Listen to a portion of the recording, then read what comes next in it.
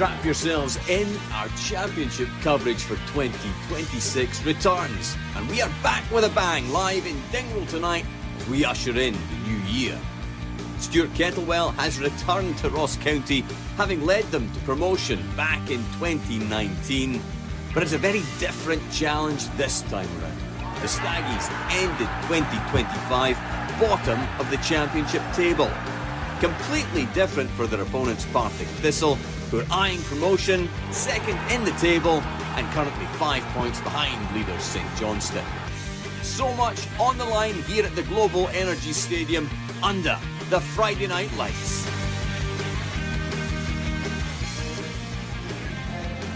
Good evening and welcome to Sportscene. Great to have you with us as we usher in our live championship coverage for 2026. With us this evening, Michael Stewart, and alongside him, Highland football expert Barry Wilson, for whom -3 conditions mean absolutely nothing. I bet you're only wearing one pair of socks as well, Barry. Just about, John, yeah.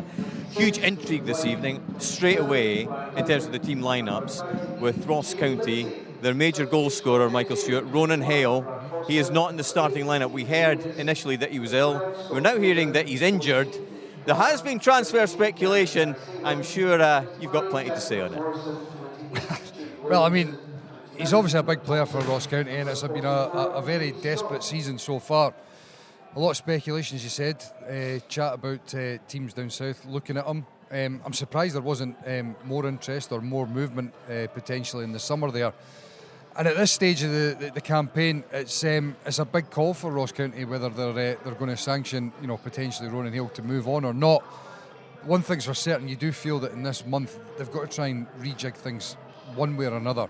If that means Ronan Hale going and freeing up a bit of money, then perhaps that's what will happen. Barry, he's got 18 months left on his contract. He's a Northern Ireland international. He's got 12 goals in all competitions. Bottom line is he's going to be a huge miss for County tonight. Yeah, he's a big miss tonight, but obviously moving forward it's obviously be a bigger miss for him for the end of the season. But if it does happen, as Michael said, they've got to have a good window. And January's not an easy window to go and get players in, to bring them in and do a job quickly. But that's what Ross County are needing right now. Ross County certainly don't have their problems to seek when we look at the championship table, and it has been a season of doom and gloom. They are bottom of the table, 5 points behind second bottom Queen's Park. They desperately need a victory. As for their opponents this evening, Partick Thistle, very much promotion pushers, 5 points behind leaders St Johnstone. The narrative going into this match for Ross County was the return of Stuart Kettlewell as manager for his second spell at the club. He was joint manager back in 2019 when Ross County won promotion to the Premiership along with Stephen Ferguson. Ross County also won the Challenge Cup that season. Michael Stewart, he's got a big job in his hands. Will he save Ross County? That's impossible to say at this stage because it is a big job on his hands. I'll be honest, I did not see this panning out this way at the start of the season. A lot's obviously been made about the recruitment at Ross County, and I think in hindsight you can see that there's a few too many of the same type of player, too many experienced guys, perhaps just coming up to the Highlands and enjoying a semi-retirement, what it feels like. But Stuart Kettlewell coming back, he's got a big job in his hands to try and, as I said before, rejig the squad, reinvigorate them as well. And it's a big job for him as well, because you feel at this stage, if he doesn't get this one right, where's his managerial career going to go as well? He's calling for fight and hunger from his players, Barry. What has gone wrong with Ross County this season as far as you're concerned? Well, they never got off to the best of starts, and after being relegated you're wanting a bit of momentum early on, and they never got that.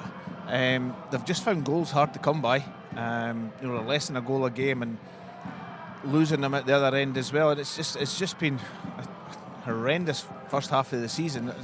I'm Mike, I didn't see that coming at all. I thought they'd be up the top with St Johnstone. I was worried a little bit about the amount of players that they took up that were towards the end of their career, I think. In this, you're talking like Ross Docherty, Declan Gallagher, those kinds of players who looked like good signings in the summer. Yeah, they did. Gary Mackay-Stephen as well hasn't really worked out for injuries or whatever.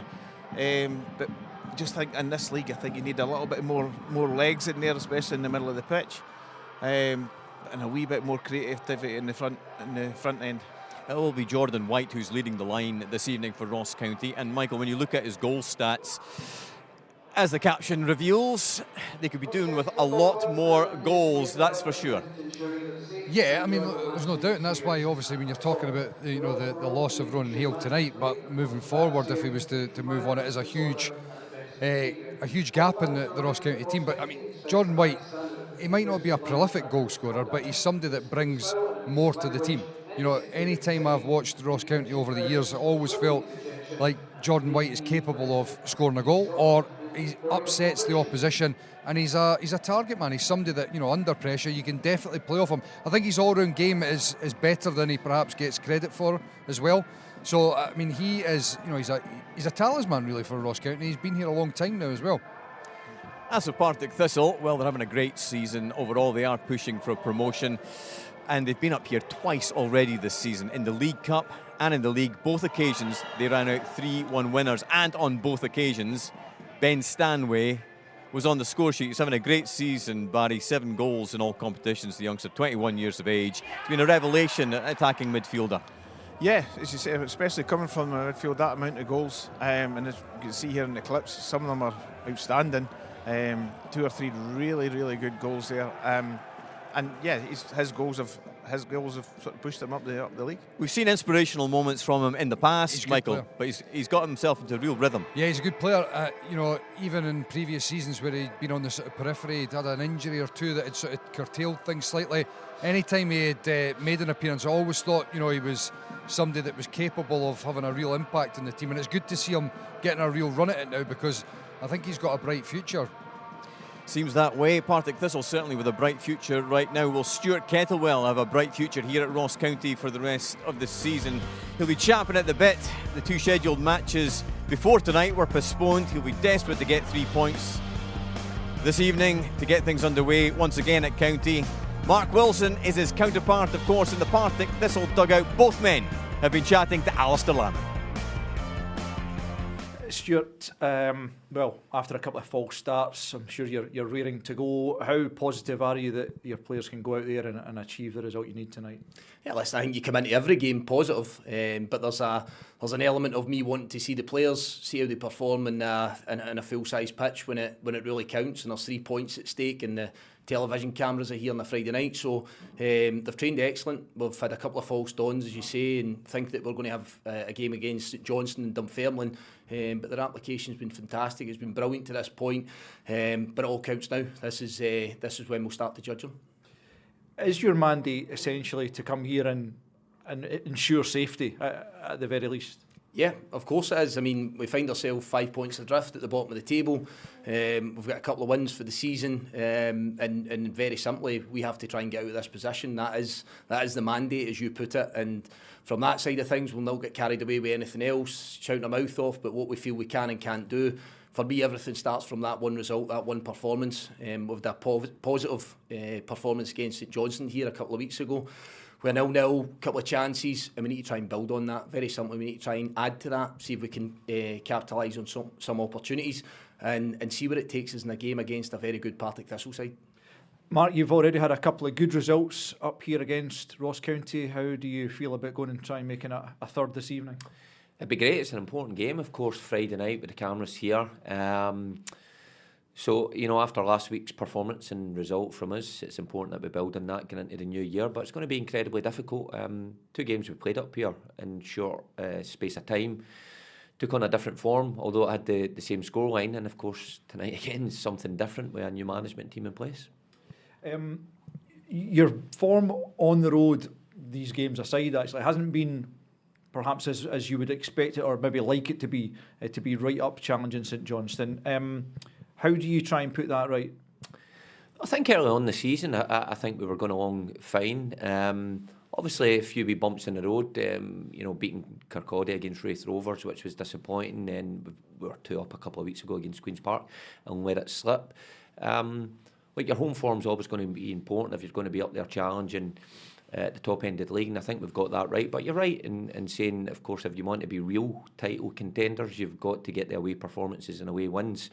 And and we'll look to put that right tonight. You know, early on in the season, we were pretty good for our wins here and pretty comfortable in that. But again, it's going to be a different challenge tonight, different conditions certainly from those 2 hot days, freezing cold conditions. And the team here at Ross County have done a fantastic job to get this game on. Pitch is perfect, and hopefully we can, you know, go and play some of the stuff that we've done this season. If we do, we should get a positive result. Kudos to the 200 or so Partick Thistle fans who've made the journey north this evening. They're making plenty of noise. Michael Stewart has headed off to the commentary box to noise up Alistair Lamont. Barry Wilson's still with us. And Barry, are you surprised at how well Partick Thistle are doing this season? No, not really. I think they've always got, they're always there or thereabouts, or they have been for the last 4 or 5 seasons. You know, marking his sort of first season, full season as a manager, is doing exceptionally well.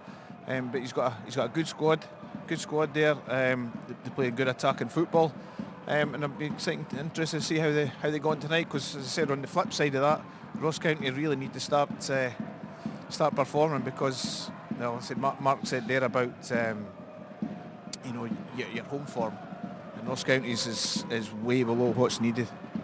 Well, I was going to say about Ross County, is it actually a silver lining that after tonight, the next 5 matches are all away from home? Yeah, well, it could be, John. I mean, I think that's something that they need to address. If they're going to stay in this league, they need to sort their home form out. I think 2 wins in 9 or 10 games is not good enough at this level. I've got to ask you, Barry, just how disastrous would it be if Ross County were to suffer a second successive relegation? Yeah, it would be awful for the town, for the area, for the Highlands. It would be awful. You know, they've had to deal with the saga over the bridge with Inverness and dropping down from Premier down to League One. Administration, you know, we could really do without that here. Indeed, it's been a fraught time for the professional clubs in the Highlands of late. There is so much talent, though, Barry, in this Ross County squad. It seems inconceivable, and yet there they are, 5 points behind Queen's Park. What is a good result? Is a point enough tonight against Partick Thistle, or does it really need to be 3 points at this stage? I think given the calibre of the opposition, I think maybe a point with the new manager, would they accept it? Yeah, I think they probably would at the minute.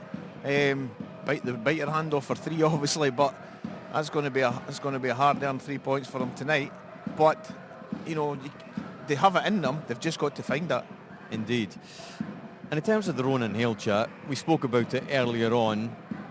We're hearing that he is either ill or injured this evening, but there has been this transfer speculation. If Ross County were to lose him, it's imperative, isn't it, that County bring in a proven goal scorer to replace him? Yeah, and like I said earlier, though, the January window is very tough to get these types of players in. But you know, I know Roy McGregor quite well, and I know fine that he'll be doing everything he can to bring that type of player to Ross County if they do lose Ronan Hale. Every man and his dog is here in Dingle this evening, wearing Staggy's sort of antlers. Do you have a pair of them yourself, Barry? You're more a Cali Thistle man, really. I am really, yeah, I can't deny that. It's definitely the weather for reindeer. And talking about getting this match on this evening, it's actually quite clement. You know, it's very, very cold this evening, but actually, perfect night for football. Yeah, Dave, the groundsman's done a fantastic job. I know they've had undersoil heating on here most of the week. I know they don't have to, but they desperately needed this game on, so here's hoping we get a good spectacle. I might try and get my feet on that pitch to warm up my feet. Barry, thanks very much indeed. It's all about to get started. Time to hand you to our commentary team this evening, Michael Stewart and Alistair Lamont. Thanks, Jonathan. Good evening, everyone. 3 points, an absolute must for both teams tonight, but it doesn't work that way, so whose cause will be boosted this evening and whose will be dented? Thistle are where County wanted and probably expected to be, but now they'd probably settle for 9th and take their chances in a playoff.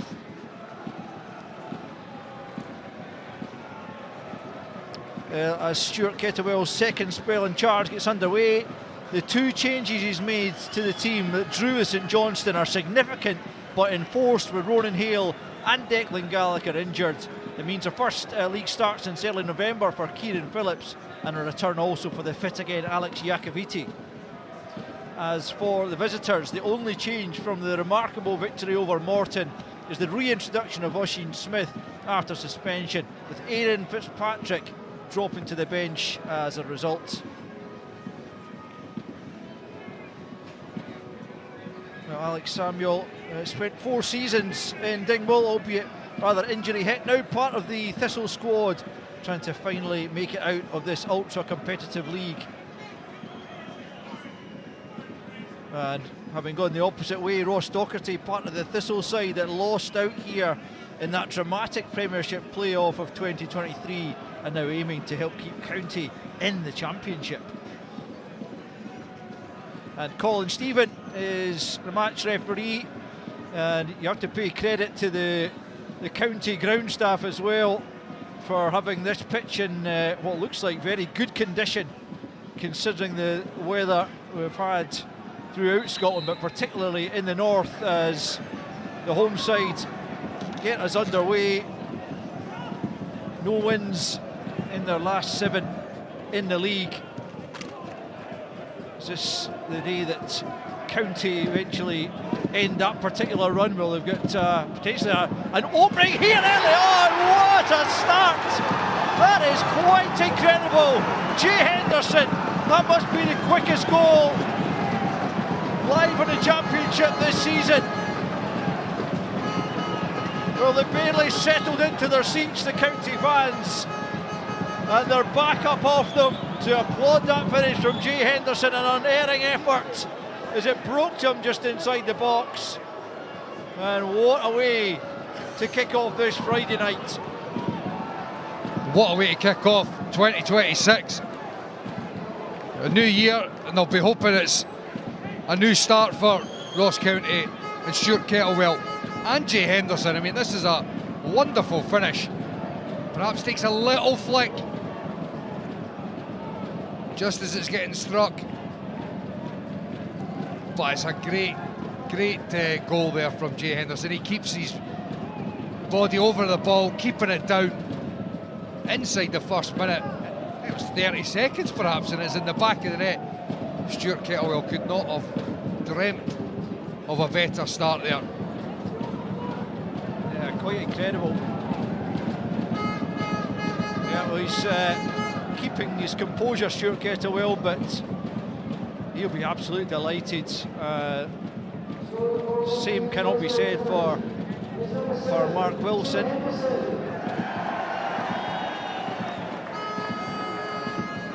And the Ross County fans getting a little bit overexcited at the arrival of that early goal. So some smoke billowing over the pitch now, which is just delaying the restart.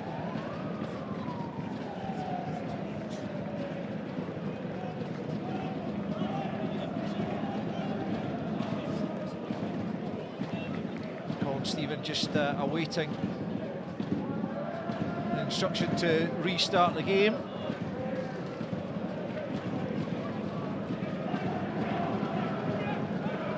Just quite unbelievable start to the game. Jay Henderson grabbing what will be a 7th goal of the season. This is a bit ludicrous, is it not? I think we can just get back underway. The smoke's not really... It's getting off the park. Yeah. Okay, it's not ludicrous.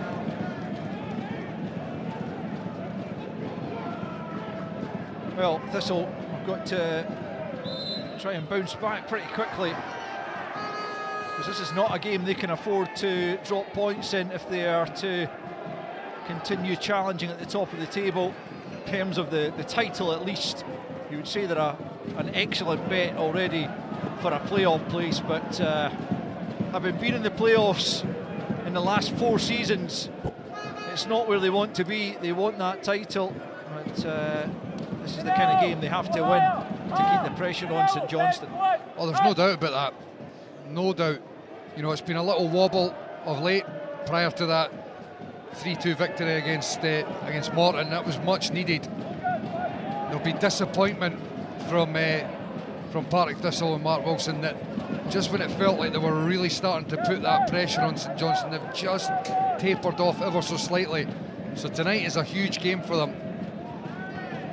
And out comes Trevor Carson, the veteran goalkeeper, to clutch that one.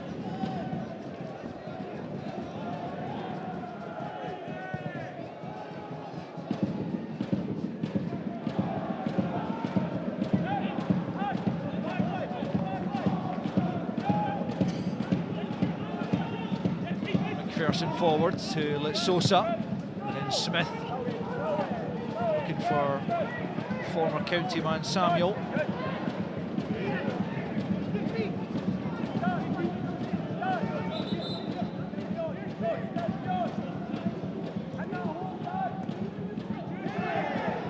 Out of play.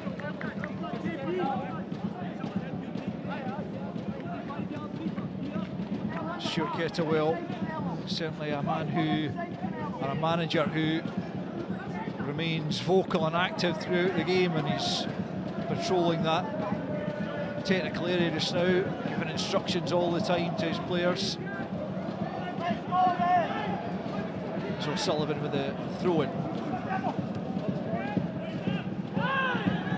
Riley out of play.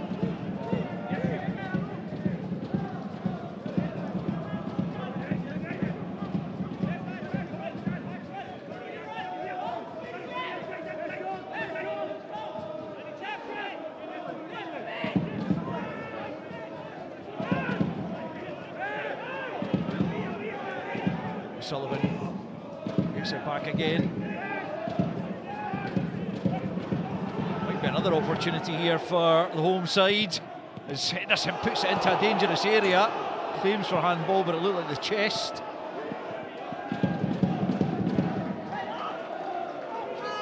Well, it's good bright play from Ross County. More bright play. Working into the wide area. Jay Henderson firing it across.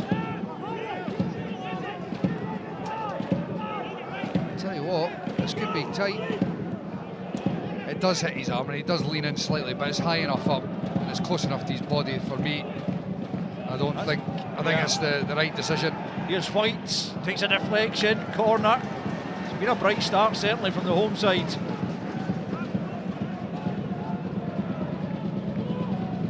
Yeah, I mean look, getting an early goal is just the perfect start for Ross County, just to get that bit of belief and confidence, and you can see that they've continued on being very bright, loads of energy, and I'm pretty positive that is the message that Stuart Kettlewell would have been hammering home. We heard him talking about it before the game as well. It's what he's looking for, and certainly so far his Ross County side are delivering. A word for Iacovitti and Watt from the referee.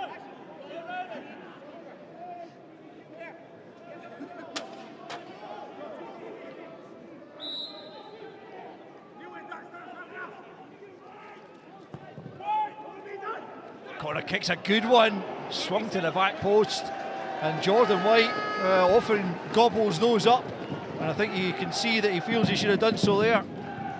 I think he's just backtracking ever so slightly too much there. Having said that, you look at that replay and I think you're right, Al. He'll be disappointed with himself that he's not been able to hit the target there.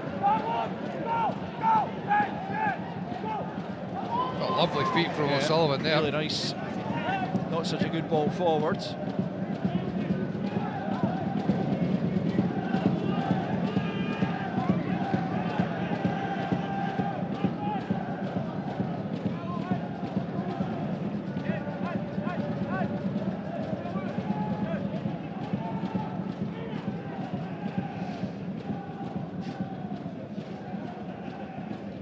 There goes Watt.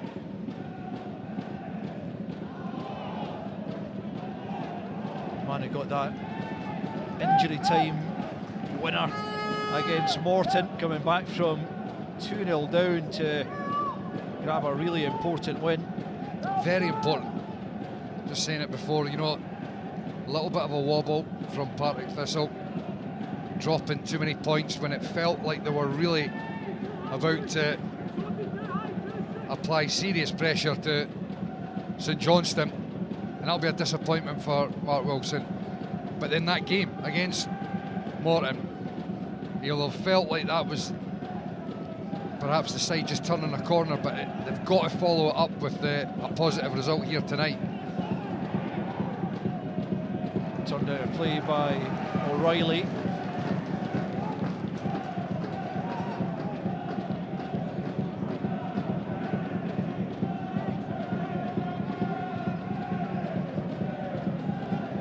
Yeah, as Michael says, that the victory over Morton, it was their first in 5.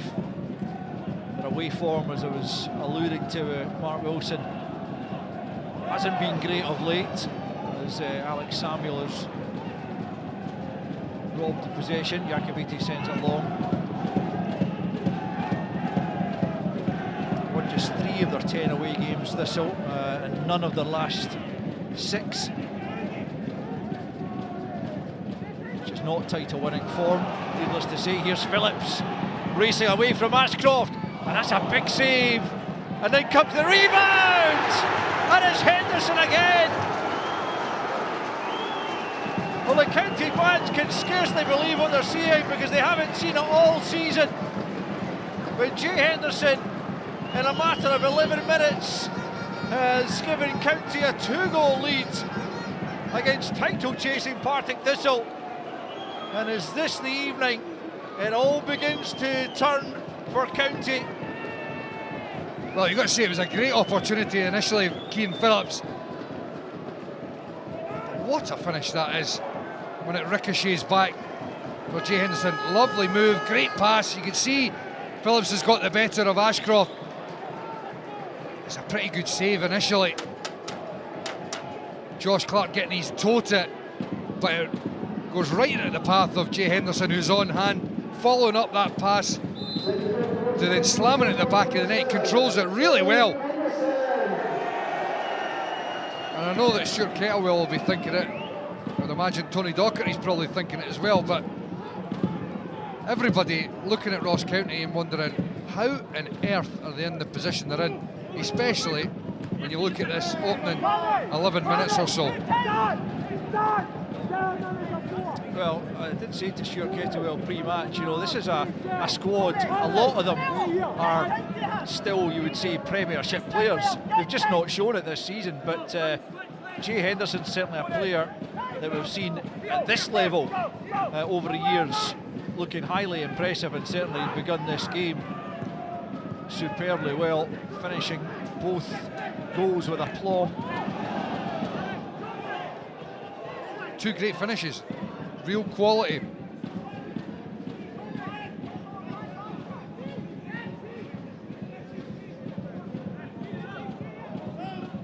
Now up to 8 for the season,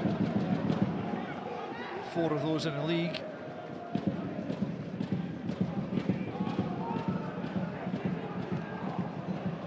County looking for more here.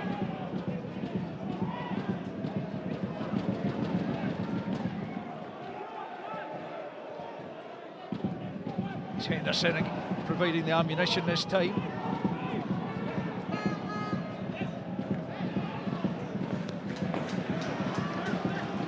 That's our ball, by the way. The assistant referee wasn't sure which way to give that. Well, I don't think Ryan Duncan needed to slide in. No, he didn't. I thought it was already out of play, I have to say. So did I. I think it was definitely out. That's why I don't think he needed to bother. And by doing it, he's given the officials... I think he's almost confused them. Yeah. County clear the lines. Picked up by McPherson. And out to Chalmers. This will need a spark from somewhere. Chalmers could be the man to provide. It's a good looking ball. Jakaviti gets his head to it. Helped on by Docherty.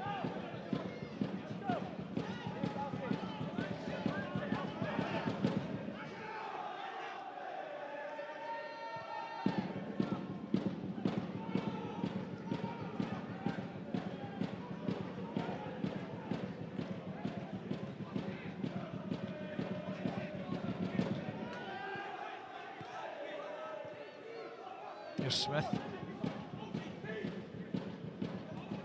Let's Sosa ahead of him. Trying to get the better of O'Sullivan. Oh, he's done brilliantly there, O'Sullivan. And look, I think you can see, and look, the 2 goals make a huge difference as well, but right from the get-go, there has been a bite about Ross County and Hungary. You can see them shutting down, making sure that the opposition are not able to relax on the ball. And in the corner there, just try to stop crosses coming in. That's what O'Sullivan was doing. And then he reacts quickly to make sure that it's not ricocheting behind for a corner either.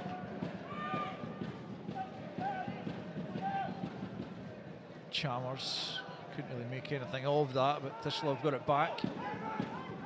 Let's Sosa. McPherson into Chalmers. Don't want to be giving him too much room, but he's not used it on that occasion.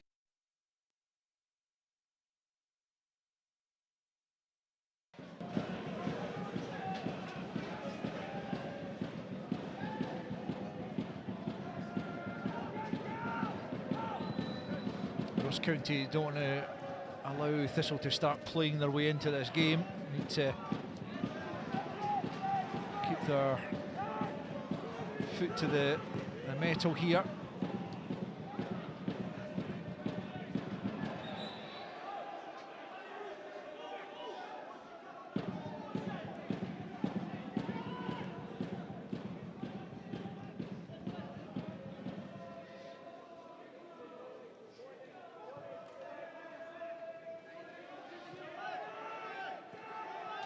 Two 3-1 victories on this very ground for Partick Thistle already this season, one in the League Cup, one in the league, as well as a 1-0 victory at Firhill. Lindsay's been penalised for that challenge on McPherson. Well, certainly just watching it in real time, it looked to me as if Jamie Lindsay had won that.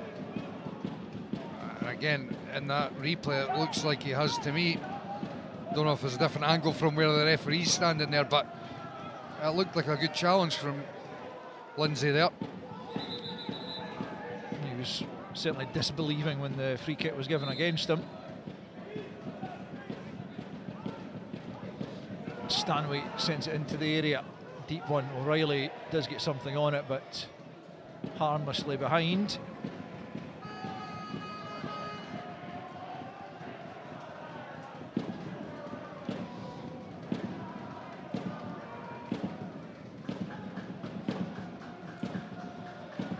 Gives you some idea of the work that's been put in to ensure this game has gone ahead, and I'm sure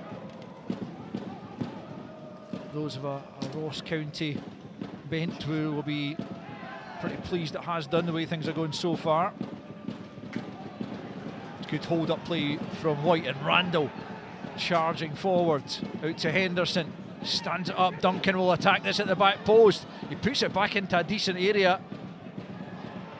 Thistle again making life difficult for themselves at the back. Chalmers maybe just caught there. Good advantage played by Colin Stephen as Litsosa takes it forward. Back with Chalmers, who's back on his feet. Into Samuel. Chalmers leaves it to Smith. There's Redding. Tony Watt is just playing on that left-hand side, just drifting in field at times rather than right through the middle with Samuel as he has been recently. McPherson for Litsosa. Chalmers with the early ball, cut out well though by the former Thistle man Docherty. Here he is once more, over 100 appearances in his time at Thistle. He's almost kept that in.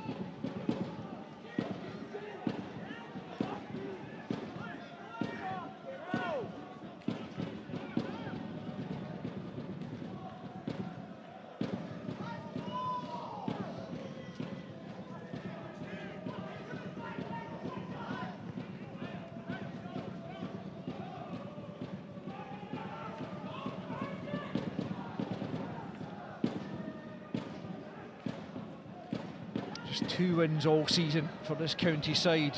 It's scarcely believable when you think of the way they've begun this game. But also when you look at the squad, there's definitely too much talent there for them to be sitting where they are. They have badly underperformed.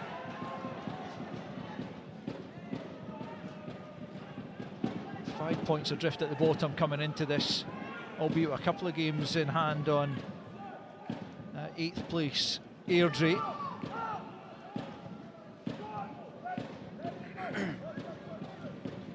Two games in hand, but they've got to utilise those games. Obviously, Queen's Park 5 points ahead of them, the two of them sitting with those games in hand. They'll both be looking at the teams immediately in front of them and thinking, pick up some positive results and they can really apply pressure on them above us. But the key to that is that they need to get a bit of momentum going. They've certainly started it perfectly here, first game of the new year. It's good interchange between Duncan and the ball comes in from O'Sullivan. Will be a corner, could have been more. It's been an excellent opening 20 minutes from the home side.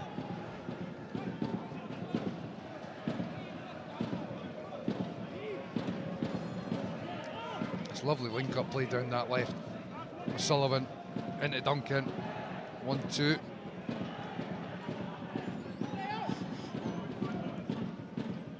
Just not able to get the final pass to pick somebody out.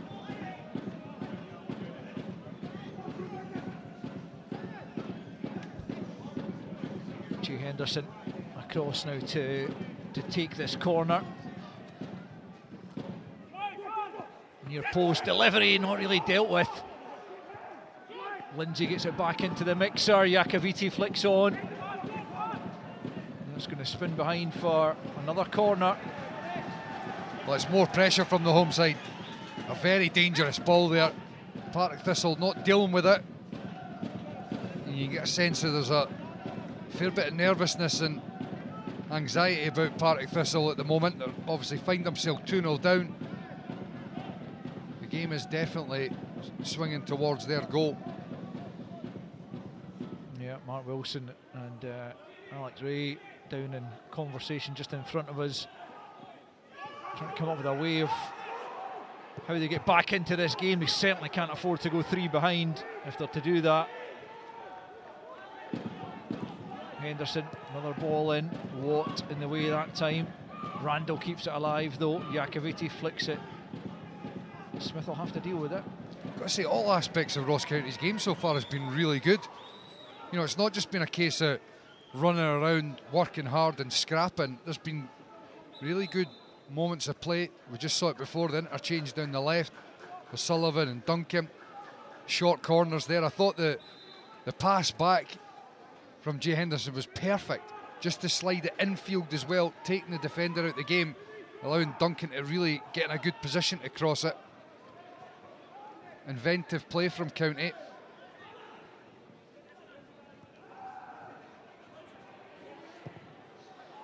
Rightly forward, Watt helps it on. Let's Sosa, will he get to it first? No. Beaten to it by Duncan, who picks up once more.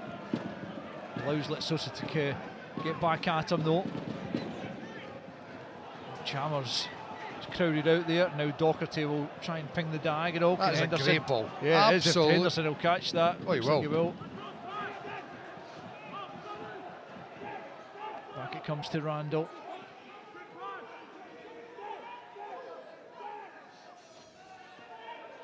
Henderson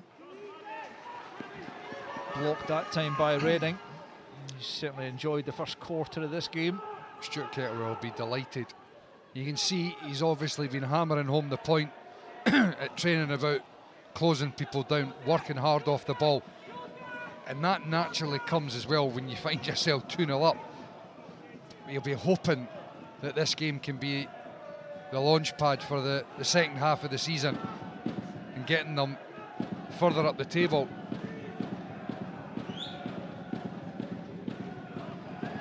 Randall takes it short, gets it back. Now White.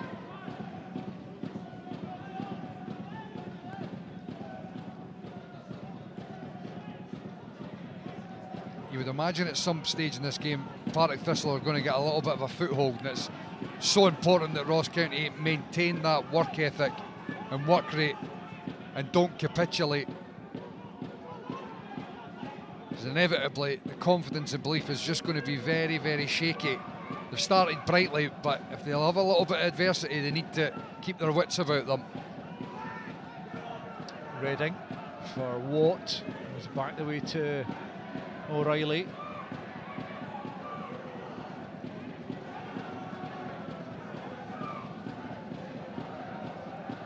Here is again O'Reilly. And into Smith. Stanway takes a little bobble in front of him.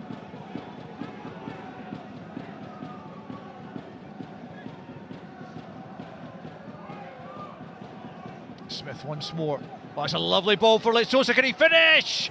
On the rebound off the bar from Alex Samuel. Well, Thistle's first real glimpse of goal, and really between the two of them, should have had it. What a ball that is from Oisin Smith, isn't it? Great first touch as well from Litsosa. It looked as if he'd killed it stone dead. Could he have allowed it to come down a little bit more and tried to play it in with his boot rather than his knee? And then Alex Samuel, you're thinking that is a gilt-edged opportunity for him. Ball into the box is dealt with by Iacovitti and then White.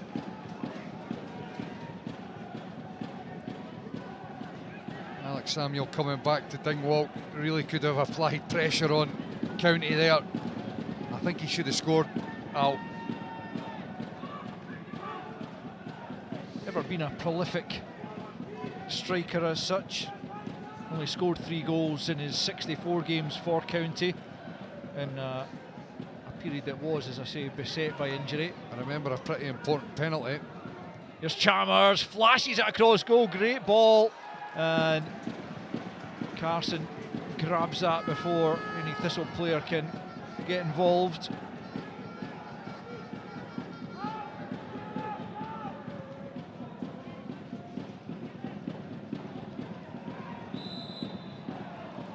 It's going to be a free kick for Thistle.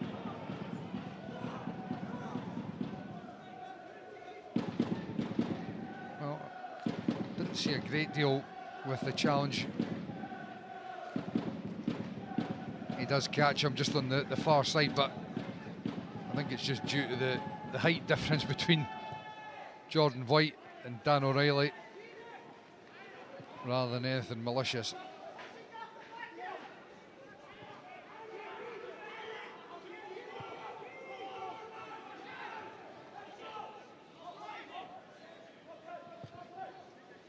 Ashcroft's going long, looks like it's too long. Indeed it is.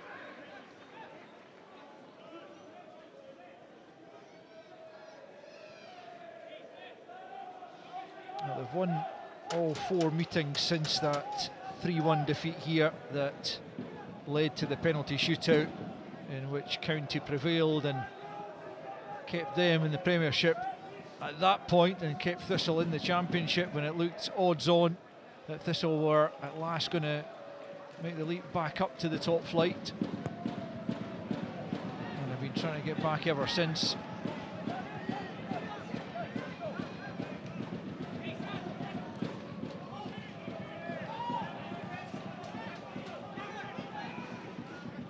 Iacovitti dealing with Samuel there, but out of play for a Thistle throw-in.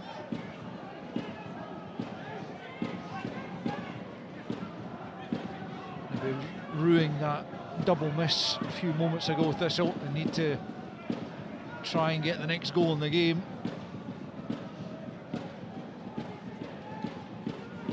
It's a nice little turn from Stanway, trying to drive into the box. It was a good recovery, to be fair, from Randall.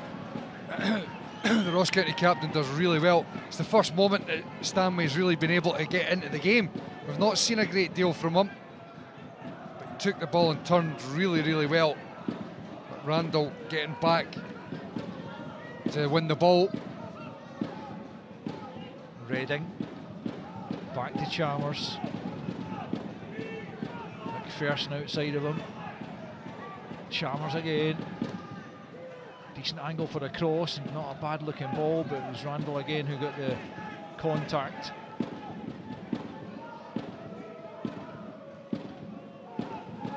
Thistle just trying to chip away because they know the confidence, despite the 2-goal advantage County have at the moment. If they could get a goal back, there might be a nervousness that would creep back into County's play.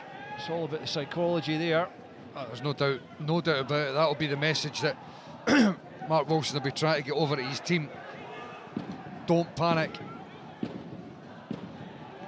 Just try and get yourself a foothold in the game, work your way into it. Territorially, apply some pressure on the box of Ross County and see if they're showing any signs of nerves.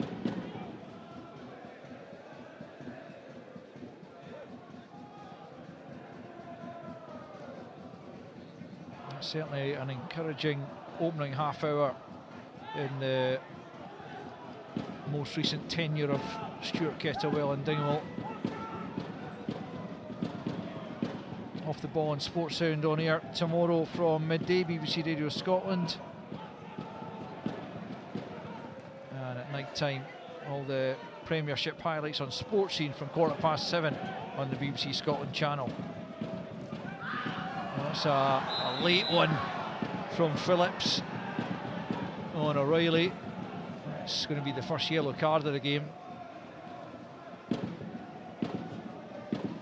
I think he gets a bit of the ball, but it's the follow through that. It is Dan O'Reilly. I think he just catches him, or does he? Does he just roll down the side of him? I think it's maybe his foot that's coming through on the ground behind him. Kieran Phillips that catches O'Reilly. That's probably the right call from Colin Stephen.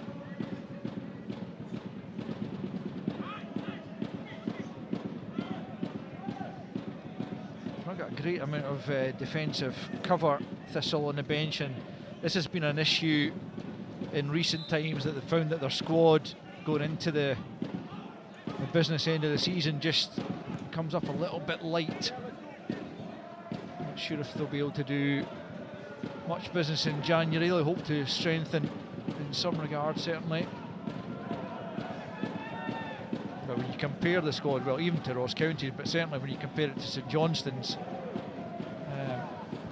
you would say that on paper at least they don't look as strong.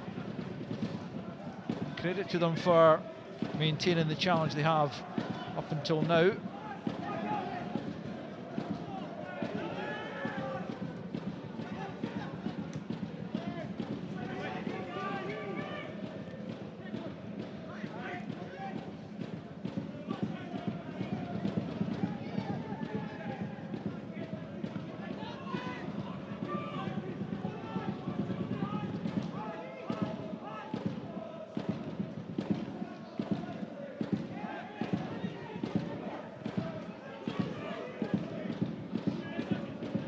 Thistle probably just beginning to enjoy more possession, not that they've done a massive amount with it. They're working very hard off the ball, trying to close down Partick Thistle, slow up their build-up play. Samuel burrowing his way forwards, corner kick is the outcome. I'd say the last 5 minutes or so, though, you get the feeling that Partick Thistle just beginning to get the game being played more down at Ross County's side of things.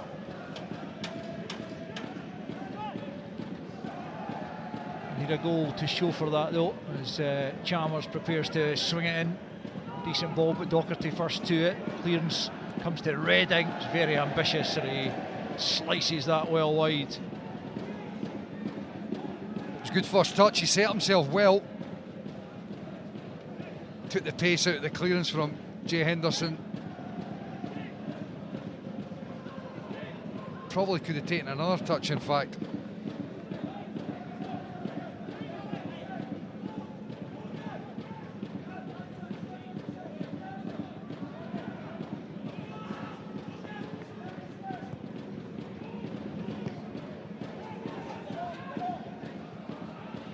Yakoviti looking to clip that into White. Ashcroft with his arms round him concedes the free kick. I think Jordan White's done very well there. I'm not too sure that there's a great deal that Lee Ashcroft does wrong. It's experienced frontman play, isn't it, from Jordan White?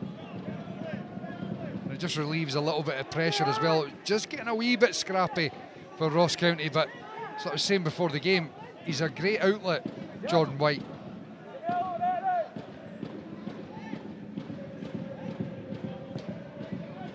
Sullivan hoists it in towards the edge of the area. Well won by Ashcroft. Randall, though, returns it and it comes through to Phillips. He's buried it, but the flag and the whistle had long since stopped the attack.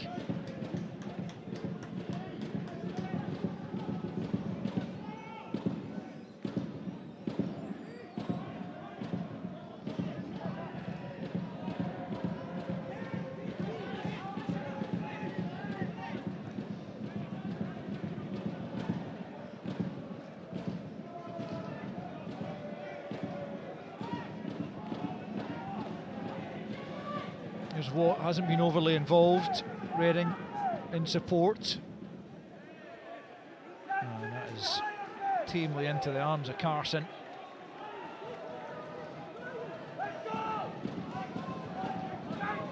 Good distribution as well for Duncan. Out of play though, and certainly the assistant's view, I'm not sure. And certainly the county management team aren't sure it was out, but... I'm not sure that all the ball was out. Yeah. I don't know about you, I mean, certainly it was close, but I didn't think the whole ball was out.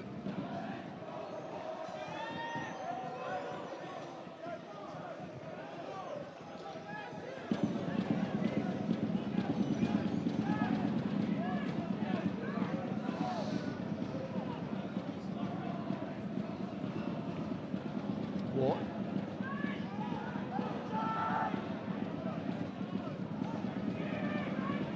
O'Reilly square for McPherson into the middle of the park for Smith, and now out with Chalmers up against O'Sullivan here.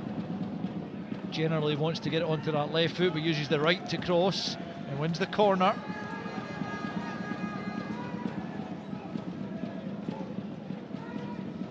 A goal before half time for Thistle could make all the difference.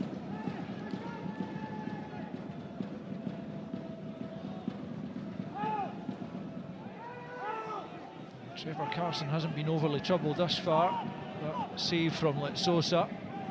This corner's played short to Litsosa. He knocks it back to Smith now. I think he ideally wanted to get that back to Chalmers. Didn't happen though. Now they've got to try and work something different. Smith sends it in. Ashcroft just can't manoeuvre himself to be able to attack that, and the attack peters out.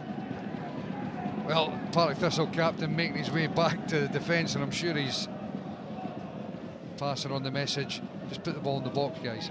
Because that short corner definitely did not work.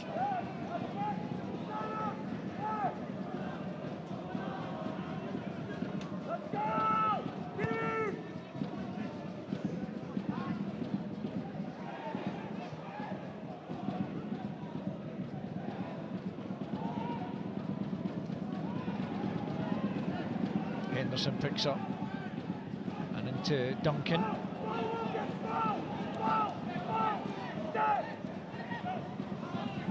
McPherson just holds Duncan off there.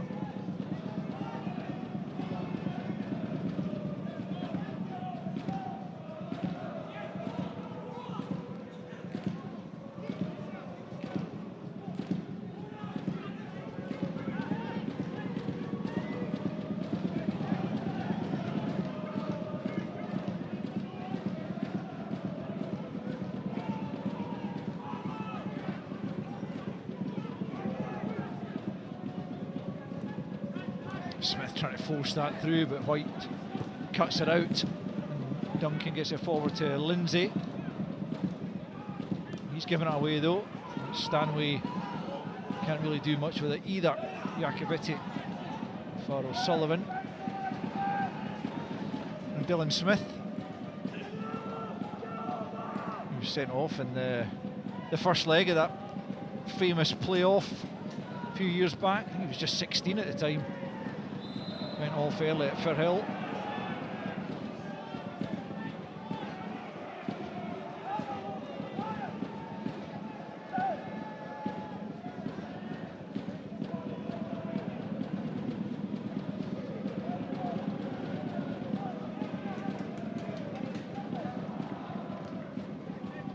McPherson out to Chalmers. Seen plenty of the ball.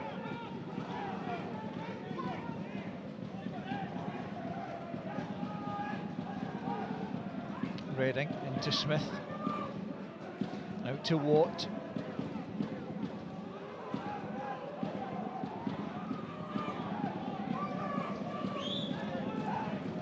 Ashcroft out to Chalmers again.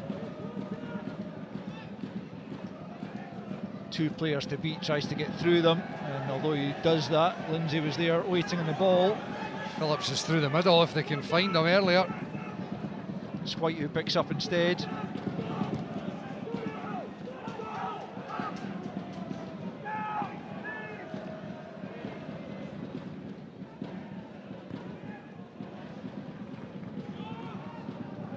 Good flick on from White for Phillips. Terrific target man play there. Duncan, no way through for him, then fouls McPherson to boot. Duncan certainly one player that Ross County will look for more from, certainly a capable young player, one from Aberdeen.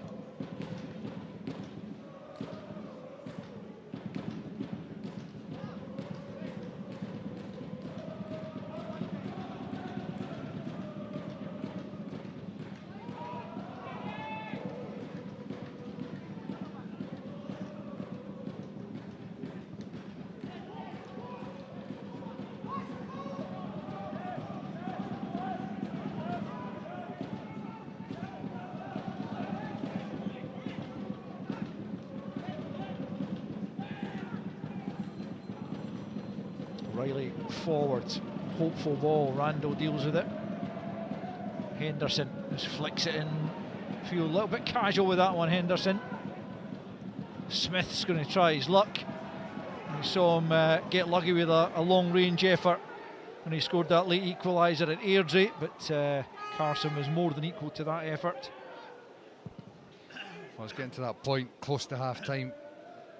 Ross County, it's so important that they keep a clean sheet at half time here, because if Partick Thistle manage to get a goal back, it changes the dynamic of the game massively. It changes the half time team talk as well for both teams. There's a big 3 minutes plus any injury for Ross County here. There'll certainly be a bit of stoppage time for the delay in restarting the game after the goal. Maybe a couple, as Reading just tries to help it on to O'Reilly. Reading once more, out to Watt, up against Henderson. He conjures something here, Tony Watt, back to Stanway. We know you can hit them. Quickly closed down brilliantly by Connor Randall. It comes off Colin Stephen, and it'll be... Well, I think it's Ross County's ball. Yeah, well... Yeah, I would have thought so. I mean, the law's changed in the sense that it's whoever was going to get the ball rather than who played it last, but when it's not clear, it does go to the team who played it last, and I think that was Connor Randall, and in any case it comes to nothing in the end, because Ross County have got themselves a free kick. It certainly didn't seem as if anybody in the dark blue was complaining about it. That's true.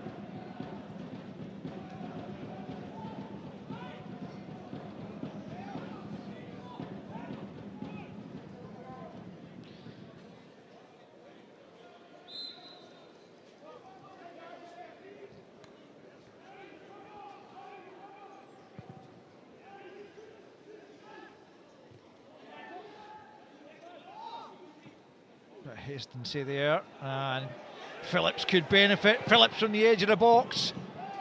It breaks to Duncan, and didn't really look set to get that one on target. Yeah, off balance, leaning back, cuts across it in the end. He's having to backtrack, and then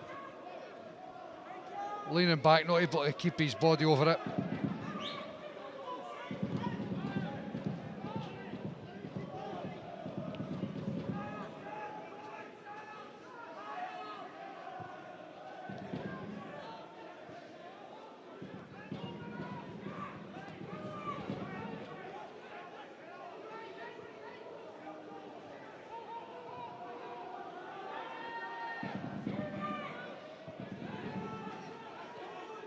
Ashcroft out to Chalmers, fourth official about to show the board here.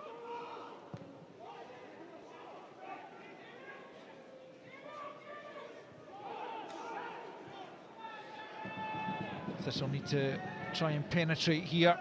It's a good ball out to Chalmers. Can he create something from this? Stands up to the back post. Stanway back into the 6-yard box, but away by Smith. 3 minutes added on at the end of the first half. Thistle claw a goal back before the interval. Chalmers trying to get on the end of that, but it's cleared behind by Sullivan. It's decent pressure as the sleet continues to come down here in Dingwall.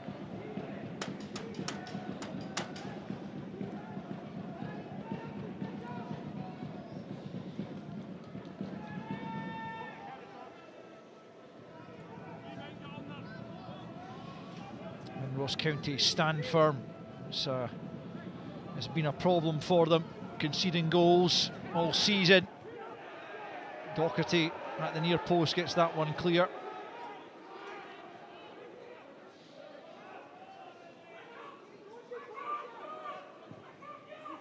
Out to Litsosa. He's done well initially. Pokes it back to McPherson. Ross County with everyone behind the ball almost to try and keep them out, but Tony Watt almost with an opportunity there. Litsosa back in. That's cleared. Picked up now by O'Reilly, who's right up there, but he's given it straight to O'Sullivan. It's also given away, and McPherson will come forward. McPherson potentially with his chance here. That's a good challenge from Lindsay. Had to get spot on, and he did. And now on the counter come County. White just overruns it. Ashcroft had just stood his ground and waited for the error there by White.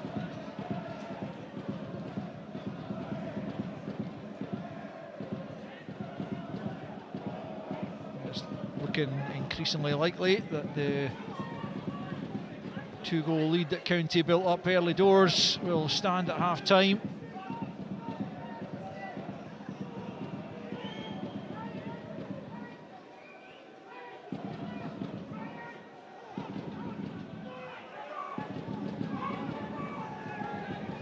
Chalmers. Maybe one last chance in this first half. Into the feet of Samuel. And back to Smith. And now Stanway. He tries to go for goal. It's going to be a corner before half time. Well, Jakovic's got to be careful as well. When that ball's getting played into Samuel's feet, he's got a hold of his arm there, and there's absolutely no need for it.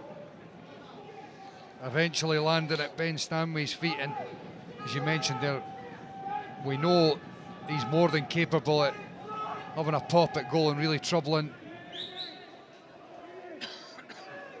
Closing few seconds in as Chalmers flights it. It's a great ball, and the header is just too high from the captain. He rose well, but just couldn't get over it sufficiently to direct it on target, and he's disappointed as the half-time whistle goes. And Jay Henderson has had the 2 biggest saves in this first half, indeed in the first 11 minutes, and the first of which came after just about 18 seconds, the opening goal, as the ball broke to him just inside the box, and he finished it coolly before adding a second on the rebound. 11 minutes in, Alex Samuel hit the crossbar after Litsosa had been denied by Trevor Carson in what was Thistle's best opportunity of the first half, and in truth they haven't troubled Trevor Carson really beyond that. Plenty of balls into the box, but Ross County at last have found a bit of defensive resolve as well as their shooting boots, and so at half time it's good news for Stuart Kettlewell on his return to the county dugout. Ross County 2, Partick this is 0-0. I think that's what you call instant impact. Stuart Kettlewell returning to Ross County, and what a difference it seems to have made. What a great first half for the home side, 2-0 up against Partick Thistle. Barry Wilson with us this evening. And Barry, That must be night and day for most Ross County fans who've been watching this season so far. Yeah, I mean, it's particularly the first 20-25 minutes when they were totally on top. 18, 19 seconds for the first goal. They must have been buzzing. They came out on the front foot, got their goal. You've seen the confidence going right through the team. Wonderful second goal by Jay. And then you saw the other side of it where they've been resolute in defence as well. So at both ends they've been far better tonight than for the majority of the season. You were asking the question, Barry, and I don't know the answer to the question. When a new manager comes in, has any new manager had a goal scored so quickly? We've timed this at 19 seconds, and we were actually changing position on the pitch, Barry. So, truth be known, we missed it. We had to watch the replays, but goodness me, what a strike. Yeah, I mean, it's a fantastic strike. There's a bit of head tennis here. It's going back and forward. Then I think it's a miss header there, but the technique that Jay shows there, to keep his so-called weaker foot over the ball to keep it down into the corner, really a fantastic strike. And Stuart Kettlewell, I was speaking to him yesterday, and he was talking about wanting to see fight and hunger from his players. You could kind of see it right from the start here, couldn't you? Yeah, straight away, putting their bodies in front of the park. They're not getting an easy clearance on it. Even there, there's a challenge in. And Jay Henderson, like all good wingers, coming in off the flank when the ball's in centre, and he gets his rewards with a great goal. Talk to me about Jay Henderson. He's a player you really like, isn't he? Yeah, we had him at Inverness on loan from St Mirren for best part of the season. I love working with him. Great kid, really looking to develop his career. Fantastic delivery and technique, and as you'll see for the second goal, the technique's there. It's because that's what it's all about. He took this match by the scruff of the neck in the first 10 minutes. As Ross County were rampant, Barry, it was just an incredible start, wasn't it? And this run through on goal, should he have scored it, do you feel? Yeah, I think he should. I think it's a great chance. Maybe just a little lift here. Keeper does well, stays big, but it comes back out to Jay, and as I said, his technique's fantastic, and he keeps over it and plumps into the back of the net, and it's a dream start for Stuart Kettlewell and Ross County. From a Partick Thistle point of view, they just looked stunned from that early period, didn't they? Yeah, it's a long drive up and a winter's night, and to go 1-0 down after 90 seconds is a big blow for them. Kind of regroup, but Ross County did look dangerous down the left and down the right with Sullivan and with Jay Henderson, and let's say it's just a wonderful finish. I think the other startling thing is that Partick Thistle have come up here twice this season and won 3-1, and for this turnaround to happen, I mean, I know Stuart Kettlewell's just come in and the narrative's obvious, but I mean, it is quite incredible, the transformation from Ross County straight away. Yeah, I mean, they definitely look more positive from the get-go. And then, like I said, they get their boost with the 2 goals.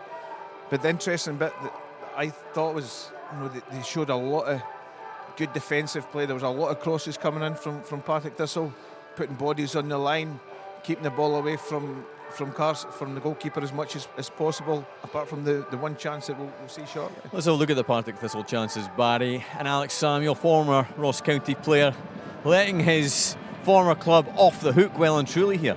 Yeah, it's a lovely ball in, and it's a good touch from Lipsosa, but I think can he let it a wee bit longer and try and get a volley on or get his foot on it?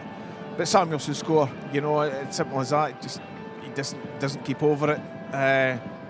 He's lunging to get it. Maybe been a little bit hard. It's not quite a sitter, but I mean, he should be scoring it. Ashing off with a header as well, and sights a goal for Partick Thistle, which will give them hope at half-time. You expect Mark Wilson to change much in the second half just to get more of an edge from his side in this game, Barry? I think we saw enough in the last 20 minutes to suggest that they can get back into it. I mean, yeah, Ross County defended well, and there'll be a nervousness about their, when you're at the bottom of the league, and winning games of football, they become hard, and 2-0's never easy. And if Partick do come out and get the next goal, the nerves will flow through the Ross County team. On the flip side of that, if Ross County come out like they did in the first half, then they could make the second half easy for themselves.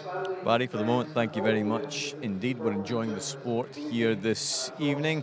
In terms of Scottish sporting heroes, they don't come much more heroic than this man. Who would like a coffee?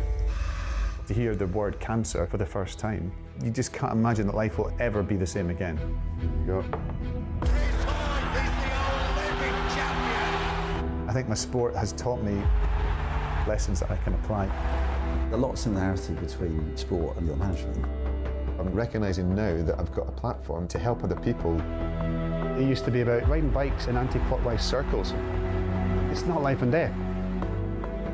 The stakes have changed dramatically. Now it is life and death.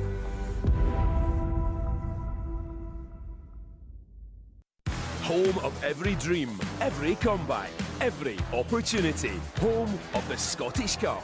You are witness to a moment of Scottish sporting history. In the fourth round, Dunfermline Athletic play Hibernian. Saturday, 17th of January, live on BBC One Scotland and iPlayer. In terms of this weekend, it is still very much about the league, and BBC Scotland has it all covered. Off the Ball with Tam and Stuart is on Radio Scotland tomorrow from midday, followed by Sports Sound. Open All Mics is on the telly. BBC One Scotland from 4 o'clock tomorrow afternoon. All the Premiership highlights with Tomo tomorrow night, 7:15, and join me on 7:15 on Sunday night on the BBC Scotland channel. And for all the action from the Championship, League One and League Two, we've got the Scottish Football Roundup for you, available on Monday, BBC Sport Online. The Championship is ever entertaining. Let's look back at last weekend's action now in the company of Sean Elderbrand. The Jags were aiming to bolster their promotion hopes and kick off the new year with a win at home to Morton. Morton came into this one without a win at Forthill since November 2022, but they would strike first on Saturday afternoon. Michael Garrity opening the scoring with a neat finish inside 22 minutes.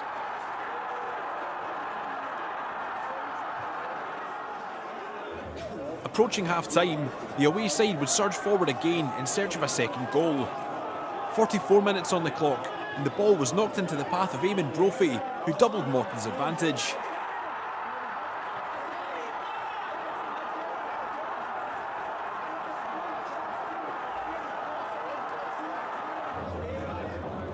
With a 2-goal deficit to overturn, Thistle would come out fighting after the break. The home side making a strong start to the half, with Ben Stanley pulling a goal back in the 50th minute.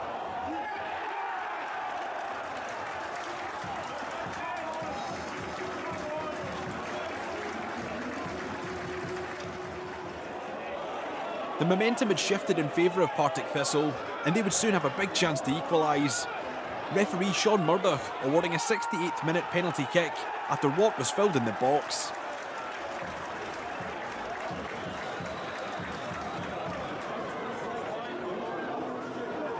It was Chalmers to take for the Jags. A well-struck penalty, but Storer making a huge save to keep the score at 2-1.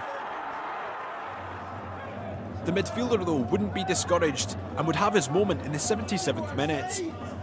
Persistent attacking play from Thistle, with Turner curling home the equaliser for 2-2.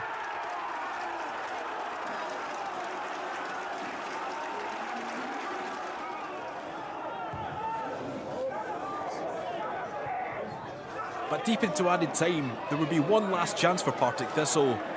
The Jags committing bodies forward at the death, with Watt producing a moment of magic to claim all 3 points for his side.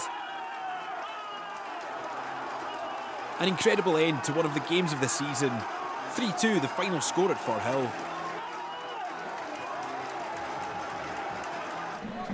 Jason Scotland didn't score in 2006 for Trinidad and Tobago. Saints forward here. It's Gullen, first opportunity on. He's put that one over the bar. He'll be disappointed that he's no made the net bulge there, Sam. Found its way forward to McIntyre.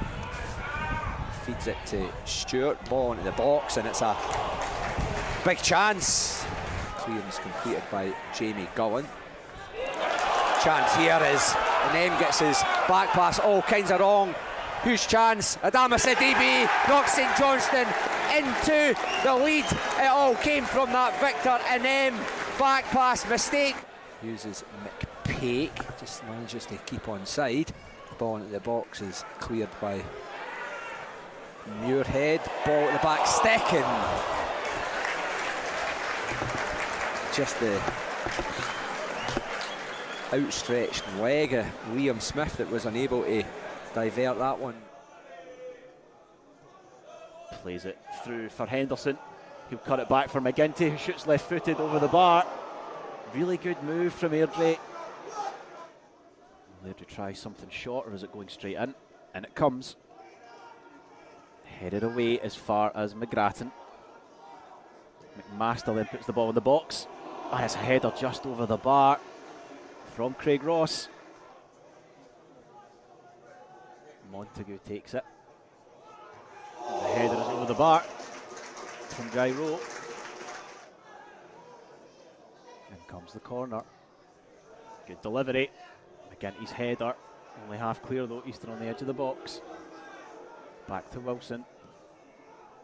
Delivery again is a good one. It's off the crossbar. McMaster clears. Well, that's close. Hasty will go on to this. No, Josh Ray's quick enough to come and clear. That was nearly one-on-one time. Jeezy peeps, that was the back pass from hell for Arbroath, and St Johnstone reaping the benefits there. Let's talk about League One though, Barry.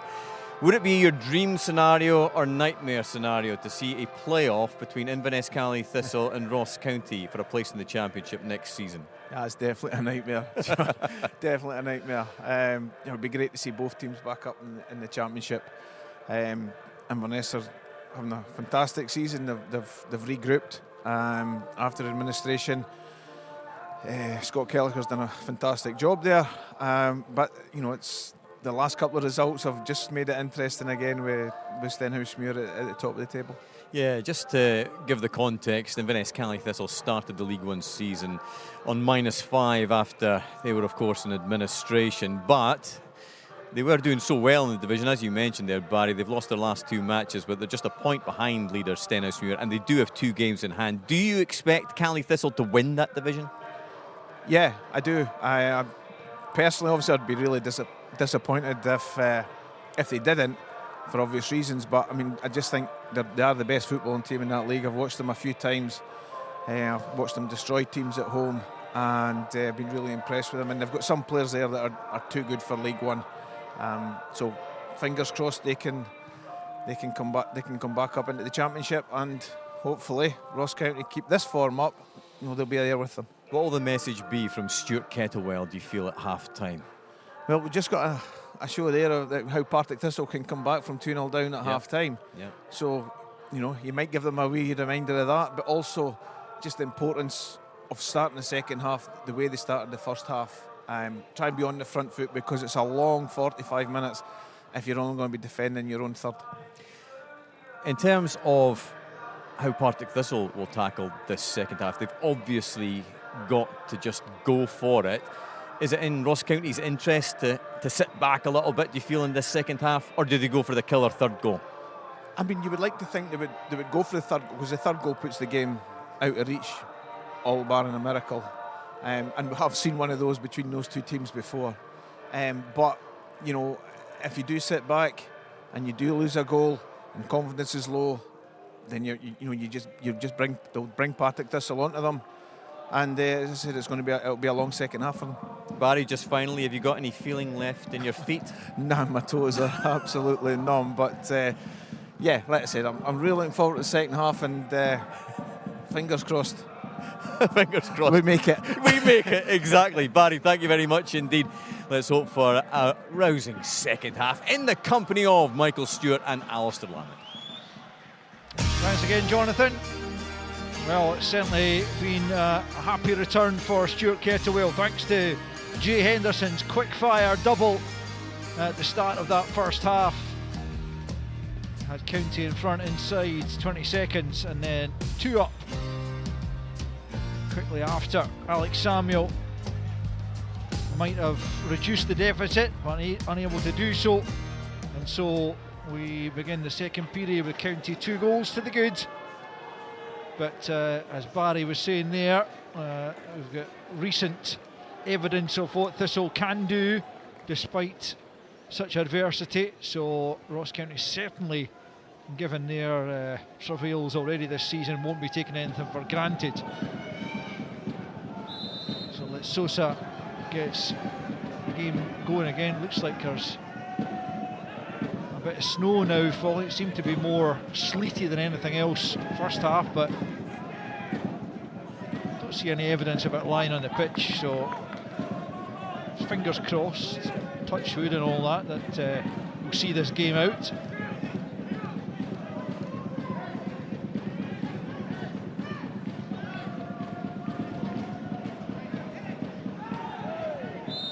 Duncan penalised, just overly physical there on Litsosa. Stuart Kettlewell not agreeing though.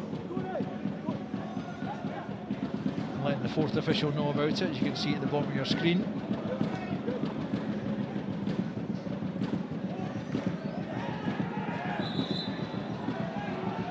Conor Randall not happy about that challenge that went in on Dylan Smith there. His former teammate.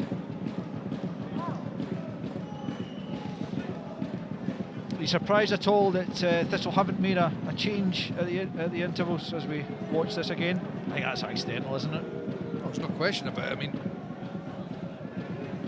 Dylan Smith's just trying to block it.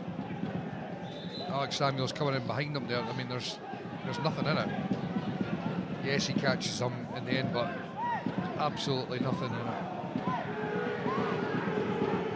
Surprised Thistle haven't made a change. Not so much at the moment. I mean, look, as I said before, Mark Wilson would have been hammering home the point of don't panic. Just keep trying to get that ball into Ross County's half, into their defensive third, asking the questions of them. Are they capable of, seeing a game out? Apply that pressure. And I would imagine he'll be keeping a keen eye on the bench, making sure they're ready potentially to have an impact and make a change. Don't really understand.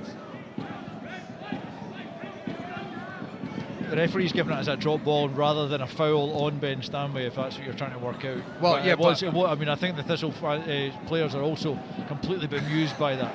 Here's an effort, curling just wide from Phillips there. Well, it's a drop ball that effectively is given to Ross County in the end. And if anything, you're saying to yourself, Ross Docherty catches Stanway there, and then what a save that is, by the way, for Josh Clark. Kieran Phillips stepping in off the left, great save. Little slight change in the second half. Phillips is playing off that left, and Ryan Duncan's a lot more central. Corner kick. I hadn't actually realised at first viewing that it was a save, but it was, as you say, a very good one in the end, as Duncan can't get the corner or the second attempt into the area. But yeah, that goes down as an excellent save from a young keeper. It was a good effort from Kieran Phillips as well. Be interested to see if that is, and it certainly looks like it even in this setup here. Ryan Duncan narrowing off, being like an extra midfielder, and Kieran Phillips just playing off that left-hand side. Obviously, Stuart Kettlewell just wanting to get somebody else central, get an extra body in the middle of the park. Probably felt like Partick Thistle were starting to get a foothold of the game in that latter part of the first half. Randall into the area. Clark's come a long way and he gets a fist to it. It's an important touch.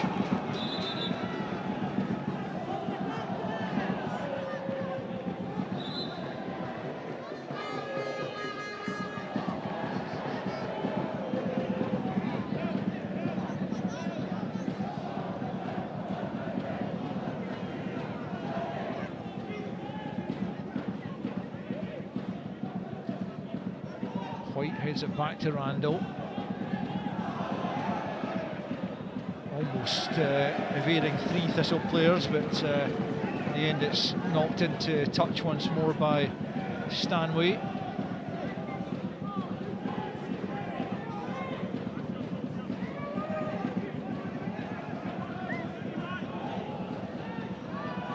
County will be happy enough with the way they've started this second half. They aren't letting Thistle dominate as they would hope to in their quest for a goal back. Quite the contrary, actually. It's County who are pressing for a third as White gets it into the area. Duncan now. Snow looks like it's getting heavier. Duncan in, away by O'Reilly. It'd be just like the thing for County, having played well, opened up a 2-goal lead, and then the game gets abandoned because of the heavy snow. I'm sure they won't be laughing. It's just a wee flutter at the moment. Al. Yes, I'm sure it is by standards up here.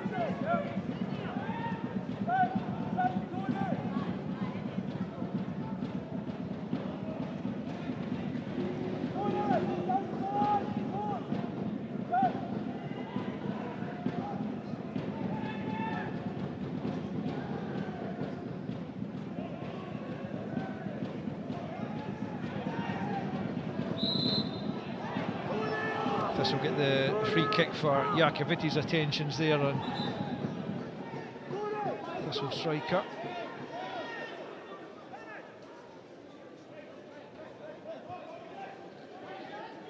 Yes, Stan's good. Stan.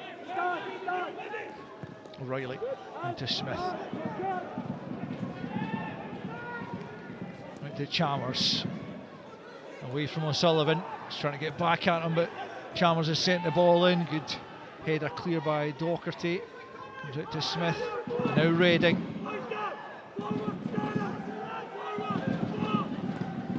McPherson's a good ball. Brilliant header from Docherty. That's 2 great headers from Ross Docherty. I think he clatters himself when he lands here. But really good defensive play from the midfielder, recognising the danger. In the last 2 attacks there, getting himself in and getting his head on it. You can see here dropping into that space. It's a really important header. Alex Samuels just lingering behind him. McPherson putting in a dangerous ball.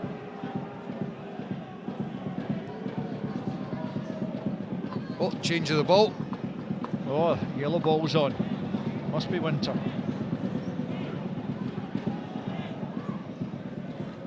Definitely we're beginning to struggle to see the ball there, weren't we?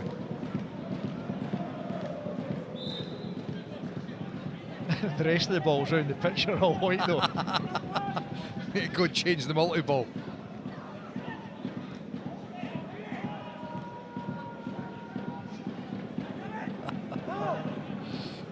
O'Reilly, it's a good ball out to McPherson.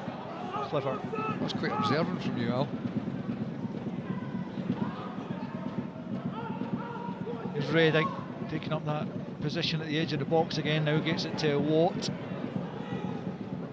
Hammers it off the face of Randall on a cold night. That cannot have been pleasant. Not overly pleasant on any night, but certainly when it's cold like that. Again, look at the work. You can see Henderson coming across, doubling up. Yeah, he gets it straight in the coop in.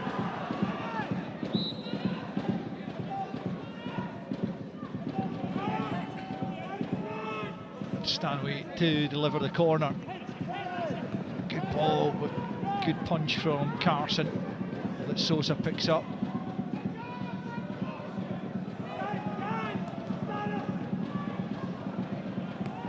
Sullivan though has won it back. Henderson.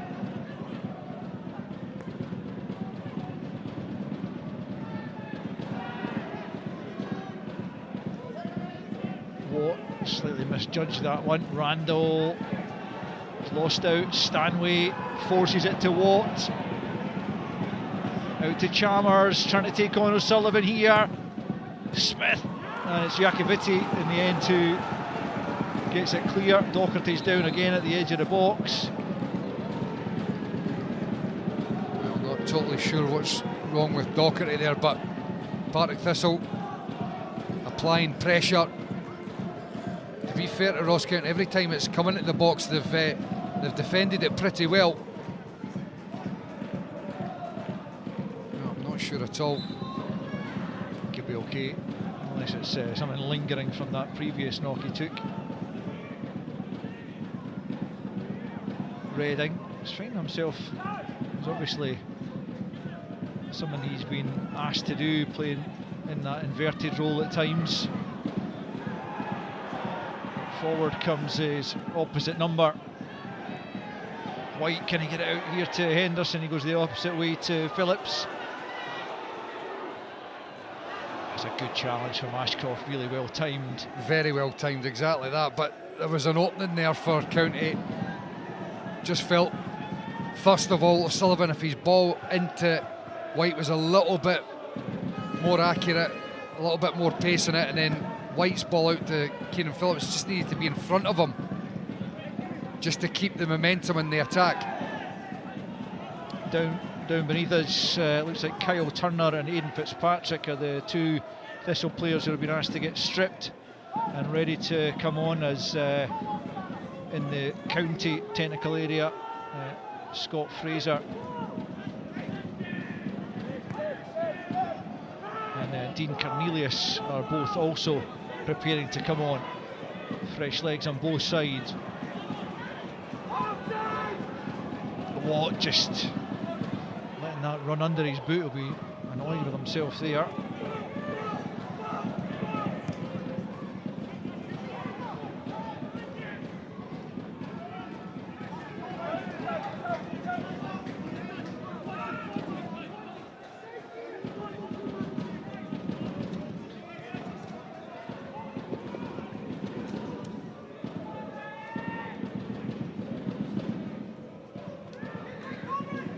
Thistle certainly in need of a game changer.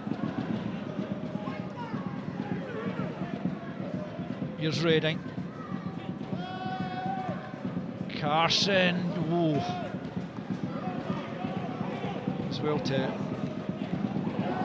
hold on to that eventually. He's having a go, I think, probably at Conor Randall for not stopping the cross in the first instance. I think it was Jay Henderson. Was it? I think. But yeah, he was definitely having a go at whoever it was that wasn't getting tight enough.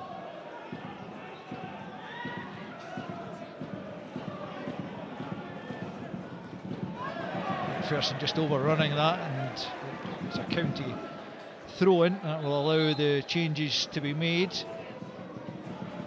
It's Tony Watt who's going to make way for Aidan Fitzpatrick. He has been playing over on the left-hand side, so that's more or less a like-for-like change, and let Sosa to be replaced by Kyle Turner, who was part of the goal scorers in the comeback against Morton.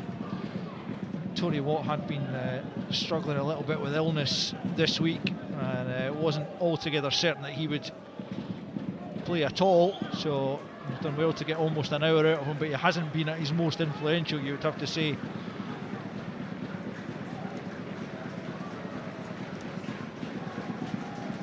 Here come the county changes as Scott Fraser replaces Ryan Duncan in the midfield, and Ross Docherty is also going to make way, having taken a couple of knocks just lately. Dean Cornelius will go into the heart of that county midfield. You can see there the snow fairly pelting down now. Ross Docherty looks a little bit frustrated there. He's definitely not best pleased now. I don't know whether that's just the fact he's been subbed or well, he's really not happy. He's giving the dugout a wee boot. And again, I don't know whether it's just the fact that he's been subbed or whether he's frustrated that he perhaps has got another knock. Yeah, certainly a bit of frustration down there for Ross Docherty. Maybe feels he could have continued to aid the cause. That's a good ball for Smith. Takes a while to get out of his feet. Wow, that looked so close from Oisin Smith. He's got great technique. Oisin Smith, and you can see this, it gets caught under his feet, but he still digs it out. It's actually a wee bit further away than it looked initially from our angle, but it's close enough that it got Trevor Carson moving as well. Definitely did that, but you're right, it was a little bit further away than I first thought, at least. Clark is almost giving that straight to Jay Henderson, who's on a hat-trick and might have fancied it. Played with Clark actually, and Paddy Redding for that matter, at Ayr last season, Jay Henderson. But he's getting the better of the two of them so far this evening.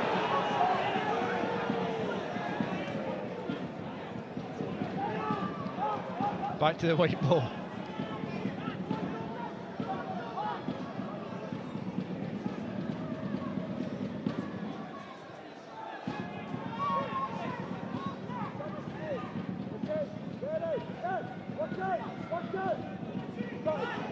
Lovely ball outside the boot there from Smith. Here's Fitzpatrick on a first opportunity to make an impact into Stanway. Runs into traffic. Lindsay gets it clear.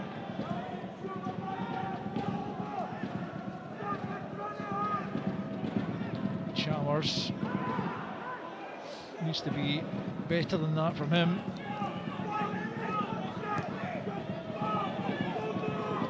Oh well, the multi-ball's getting put out now. A few more yellow balls around the side of the park.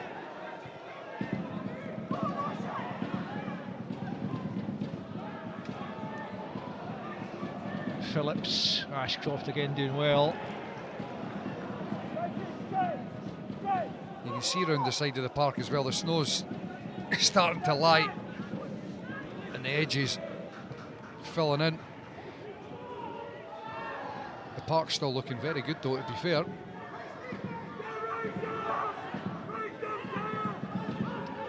Chalmers back to Turner. That's way too close to Trevor Carson. There we go. Yellow balls are plenty.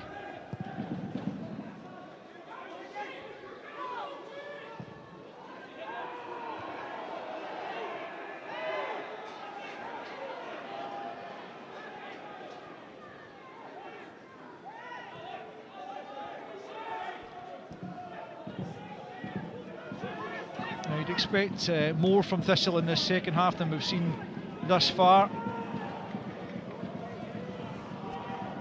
Again, they've not really troubled Trevor Carson. Here's Ben McPherson then trying to change that though, the ball into the box. Iacovitti though, solid at the back. And yeah, Colin Stevens is going to ensure that it's the yellow ball that's used from now on.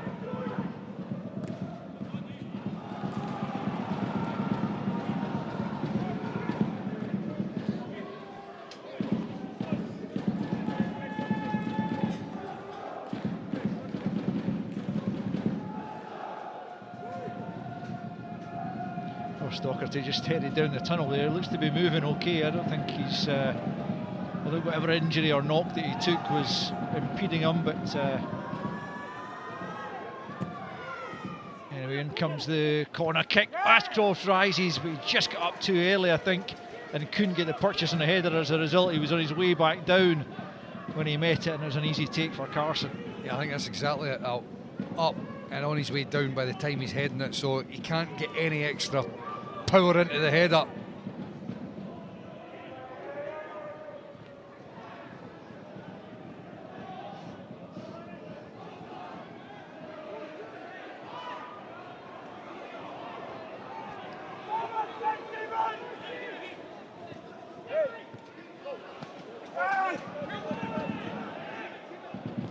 Fitzpatrick out to Chalmers, quickly on to Turner. Another former Ross County player in the Thistle ranks. Samuel spins, and that's a good save from Carson.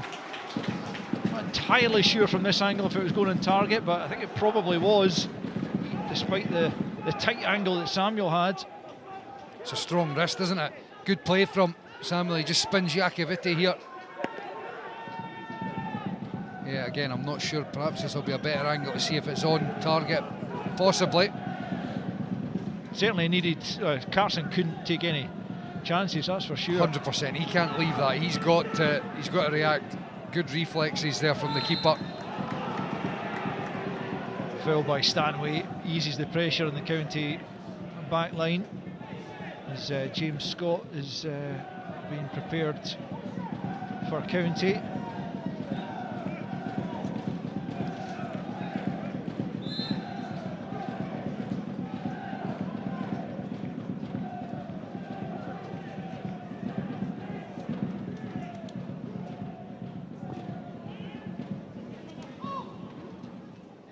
Well won by White, but couldn't quite link with the run from Phillips.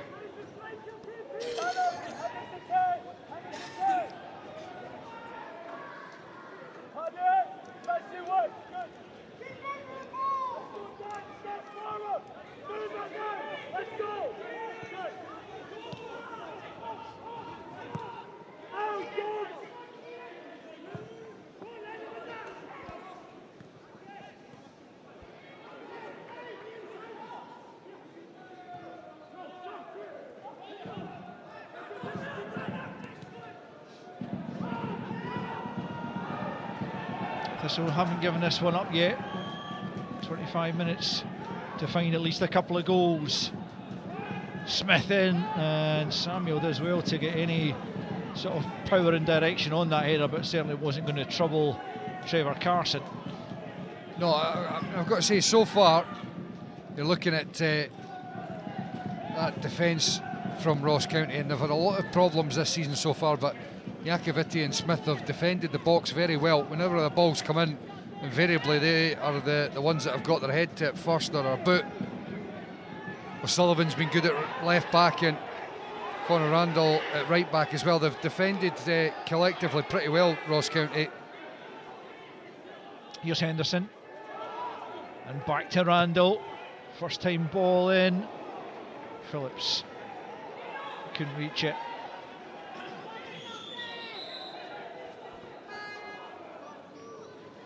Phillips is going to be replaced actually by James Scott.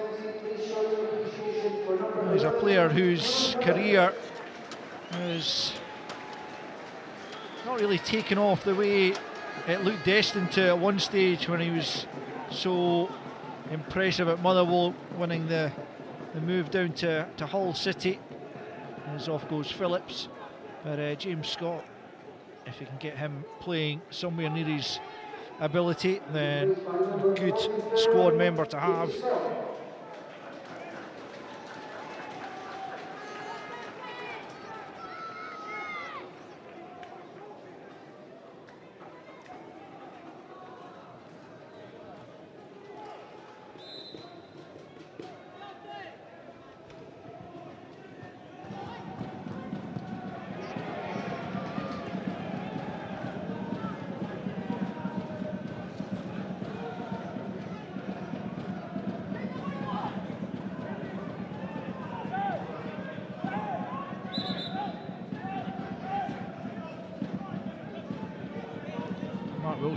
Needs more from his side, that's for sure. Spoke in the build-up about an away record that probably wasn't good enough to be title contenders. It's looking that way again as the snow is beginning to lie on the pitch. I don't think there's any way the game doesn't finish. No chance. Just a quarter of it to go. Ball into the Thistle area, taken by Clark.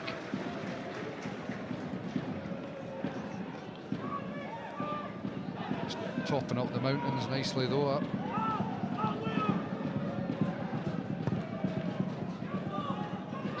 No concern on the park though.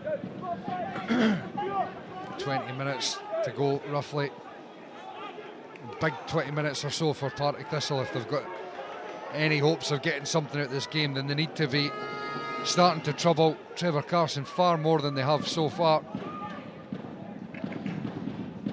Yeah, County coming into this one had the worst defensive records both at home and overall in the league.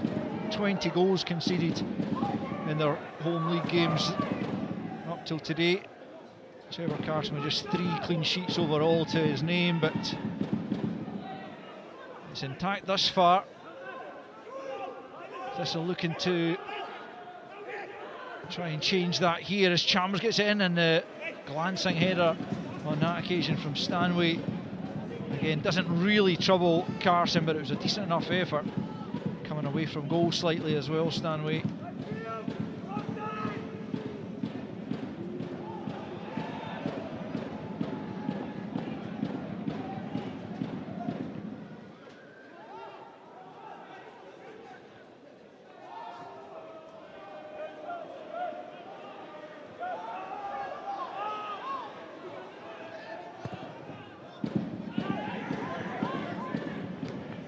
Riley down to Smith.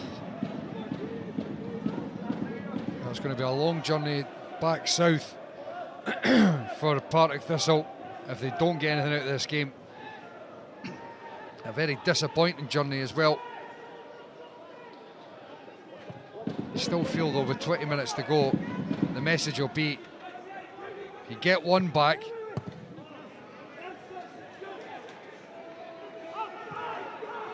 yep, agreed. Here's Smith. Might fancy his chances from distance. It's a good hit again, but it's just a foot or two over the crossbar. Yeah, well, it's his first touch. It just takes him away slightly. He had time to get the second one and set himself, which was fine. It's a fair distance out. Good strike, as you said, but just not able to get it low enough and trouble the goalkeeper. But you can get a sense, but it feels like this, I mean, so much of this game where some not bad play from Partick Thistle, but huffing and puffing when it gets into the final third. They've not troubled, not just the goalkeeper, but the defence as a whole. They've not really stretched them and opened them up nearly enough.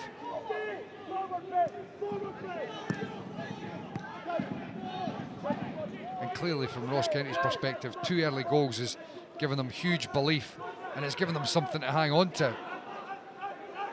Iacovitti trying a mazy run out of defence, and he's coughed up possession, and Thistle have got the free kick for a pull on Stanway in the end. Trying to be composed at the back, but just taking it a step too far there, Iacovitti.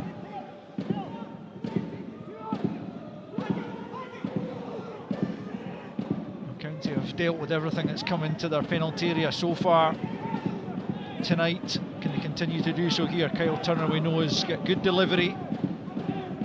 They produce it here and get Thistle back into the game. Start another comeback. It's a good ball as Iacovitti gets his head to it. That's back into the danger area though. Redding goes for goal, and Trevor Carson's done well to get behind that and keep a hold of it. He has done well, because I tell you, for a split second I thought it maybe going to squirm past the goalkeeper. On a night like this it could easily have done so, but Carson, using all his experience and ability to ensure it didn't.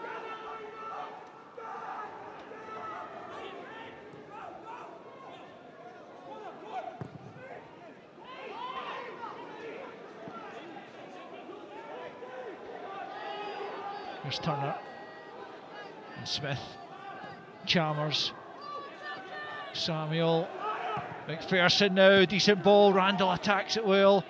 Redding, and Randall clears once more.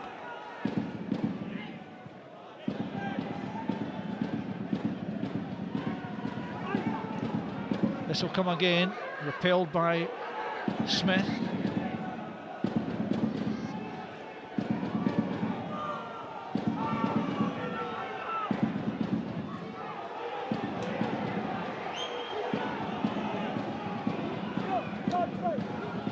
Well, just looking at the subs that Ross County have made, and Scott Fraser's got a lovely left foot and good composure, but I just feel like they need more energy. You know, he's passing the ball, but everything's a little bit too static in the middle there for me.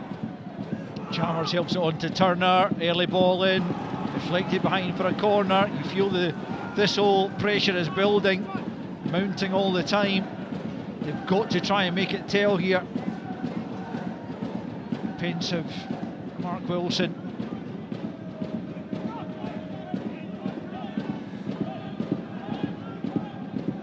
Chalmers to take the corner. It's another good ball, but Thistle can't make anything of it, and it's gone all the way behind on the other side for a goal kick. Well, I think frustration is the key word for Partick Thistle at the moment.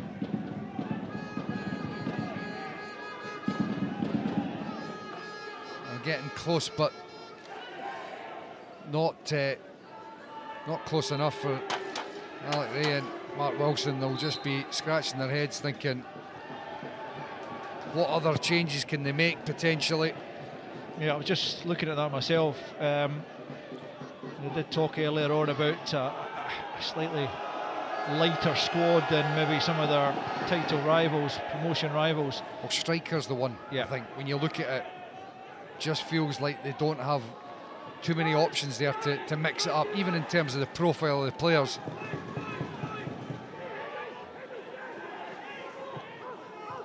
That's Fitzpatrick. Stanway closed down quickly there. Jamie Lindsay there with a vital block, wasn't it? Yeah. Sliding across. It's given away, and it's Fraser who'll bring it forward. He's not got a great deal of support. He might have to do it on his own. It's a good challenge from O'Reilly, but he's giving it straight to Randall. Just trying to get his team up the park a bit.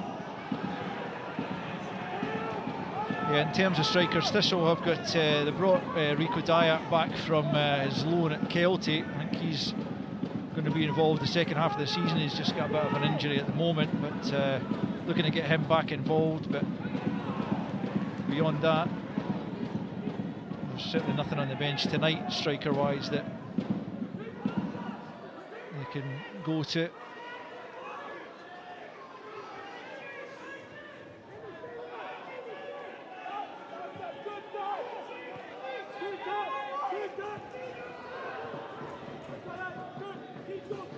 Comes to Fitzpatrick.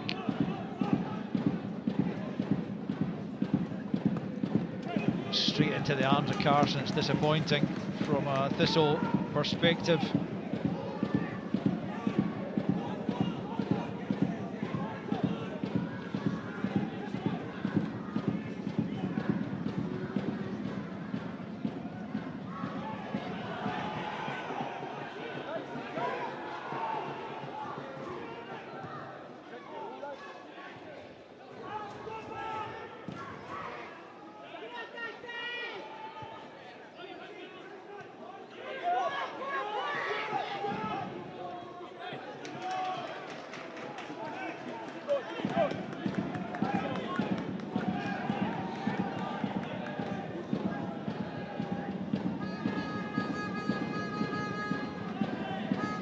Out by Scott, or almost.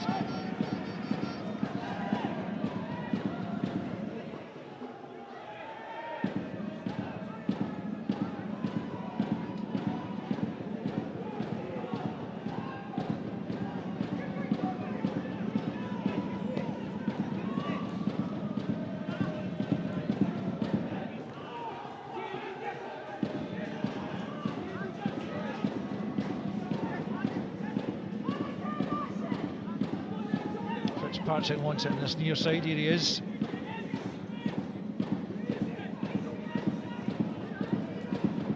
Turner back to Smith. McPherson for Chalmers. Still Thistle try to carve out the opening that would bring them back into the game. And that's another comfortable take for Carson. You take them all night long. You've got to credit County again defensively. They've ensured that Trevor Carson hasn't had a massive amount to deal with. That's exactly it, because it's James Scott in the wide area that's doing really well to make sure that he's tight enough with McPherson that it's not a clean strike, not an easy cross. He gets the deflection on it, takes all the pace out of it, and exactly like you said, it then becomes an easy collection, sorry, for Trevor Carson.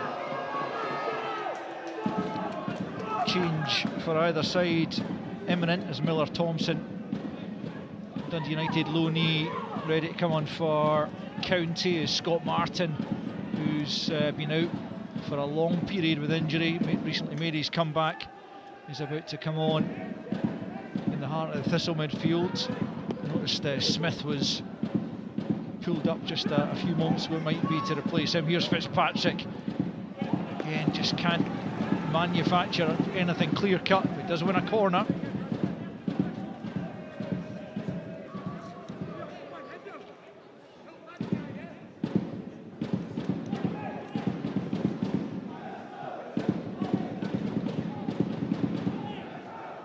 Fitzpatrick it will be to send in the corner. Deep ball over everyone. All the way out for a throw on the far side.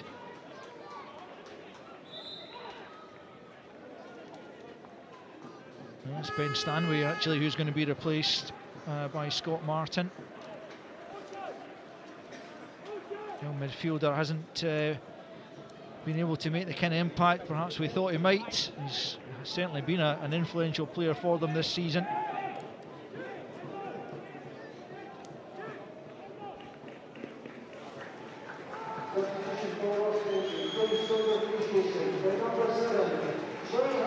Jay Henderson, who, as things stand, is going to be tonight's match winner with 2 goals early on in the game. He's going to be replaced for the last 10 minutes by Miller Thompson.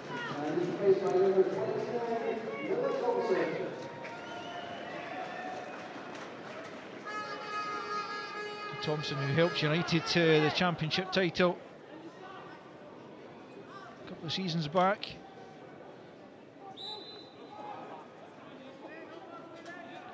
He takes the congratulations of his teammates there, Jay Henderson, well he might.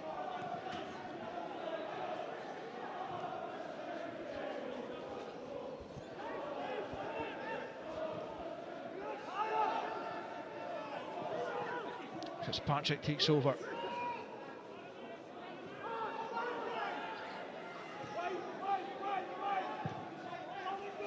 Martin out to Reading. Smith's made the run, back to Reading. Cross takes a slight deflection, well dealt with by Iacovitti.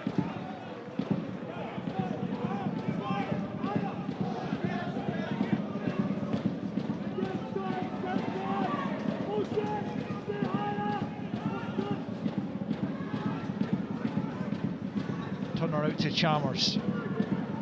Been knocking on the door second half. Chalmers with the effort. And again, it's no real drama for Trevor Carson. It just seemed like he choked his shot a little bit. Clear line of sight as well for Trevor Carson.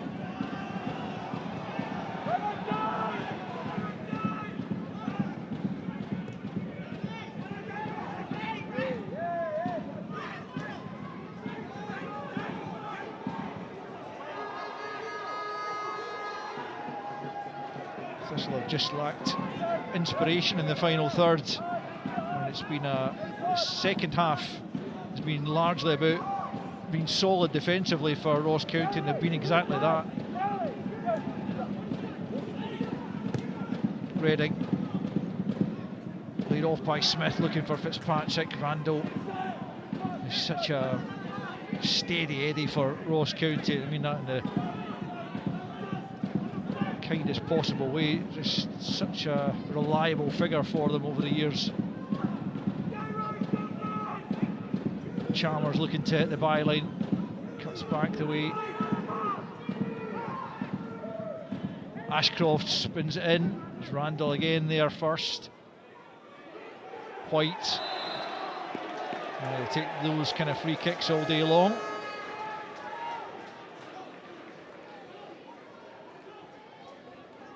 Yeah, I think you could see that James Scott was over on the left making the run in behind. He was trying to spin, but Scott Martin brings him down beforehand, and to be honest, I'm pretty sure that man in your pictures and Jordan White as well would welcome the respite.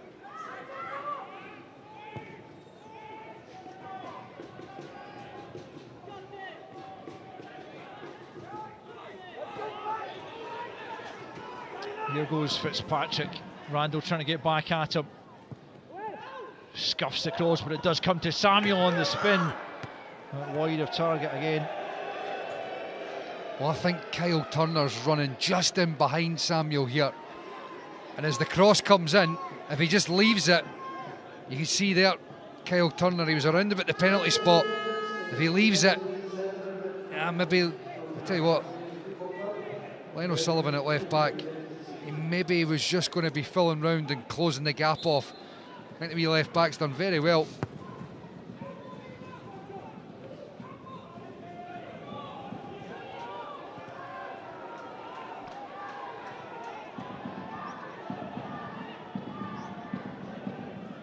Here's Scott. And again, squeezes it through for Thompson. He can't find a teammate.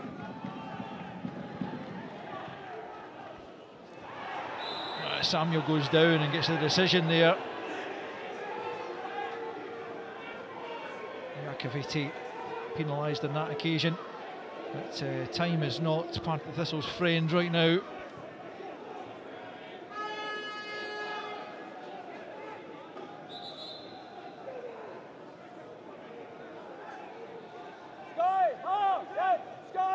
Leaving it very late if they're going to mount another dramatic comeback.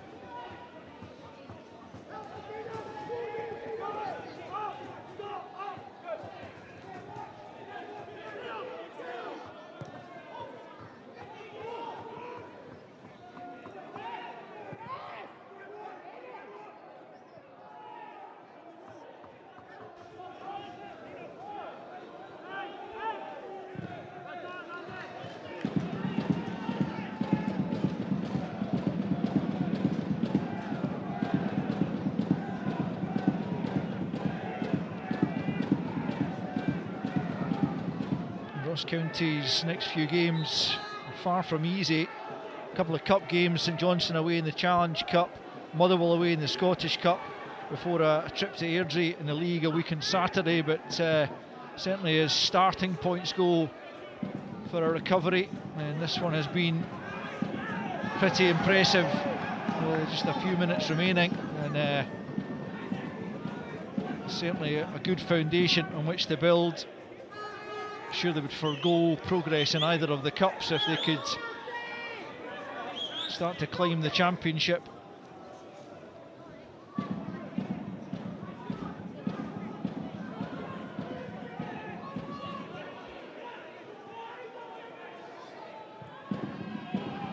Iakoviti out to Scott.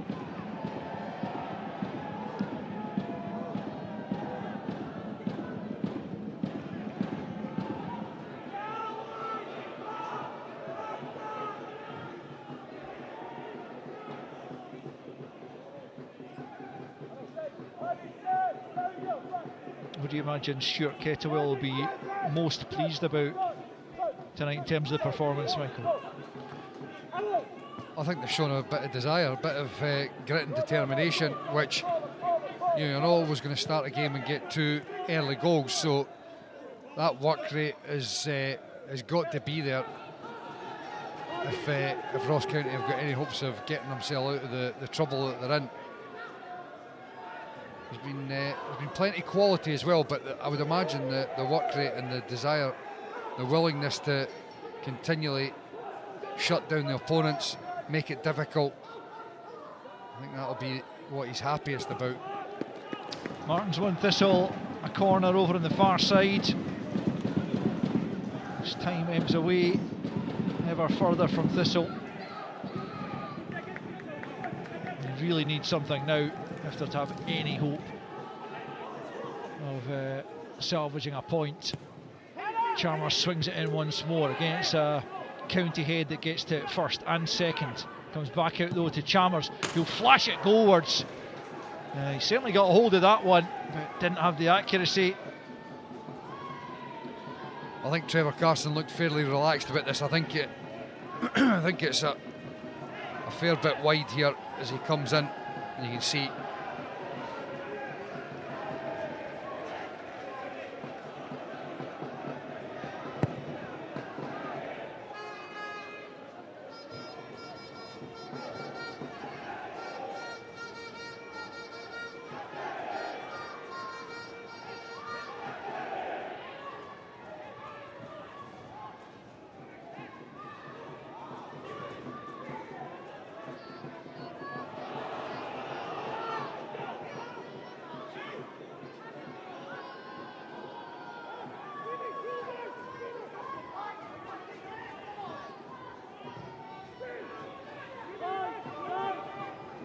3 minutes to be added on at the end here.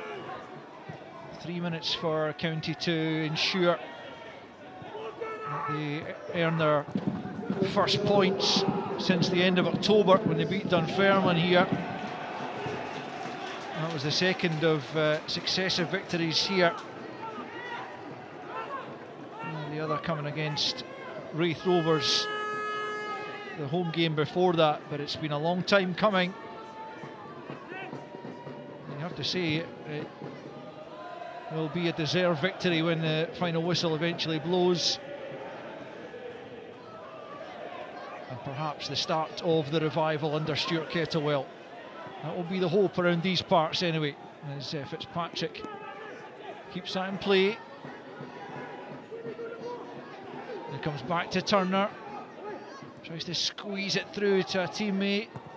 Fraser just hacks it half clear. Redding keeps it alive. Fitzpatrick into a dangerous area, but no Thistle player on the front foot attacking that one.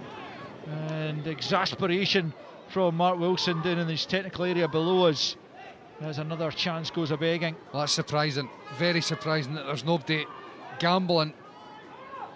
As you said there, Mark Wilson, his arms outstretched as if to say, surely someone's got to go.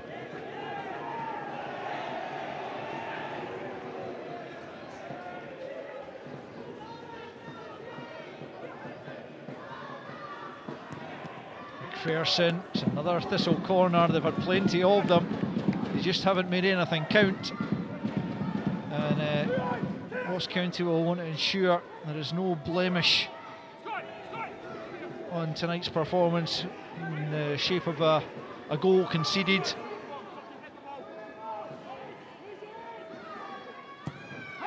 Don't want... Oh, there's a claim for a handball there against Fraser. I think given certainly Chalmers' second ball was not a good one.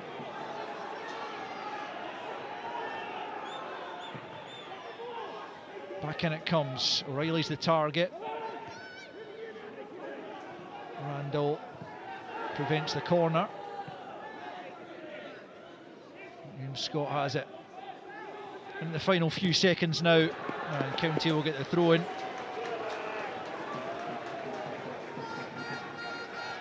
Not long left, Michael. Better quickly get your man of the match, actually.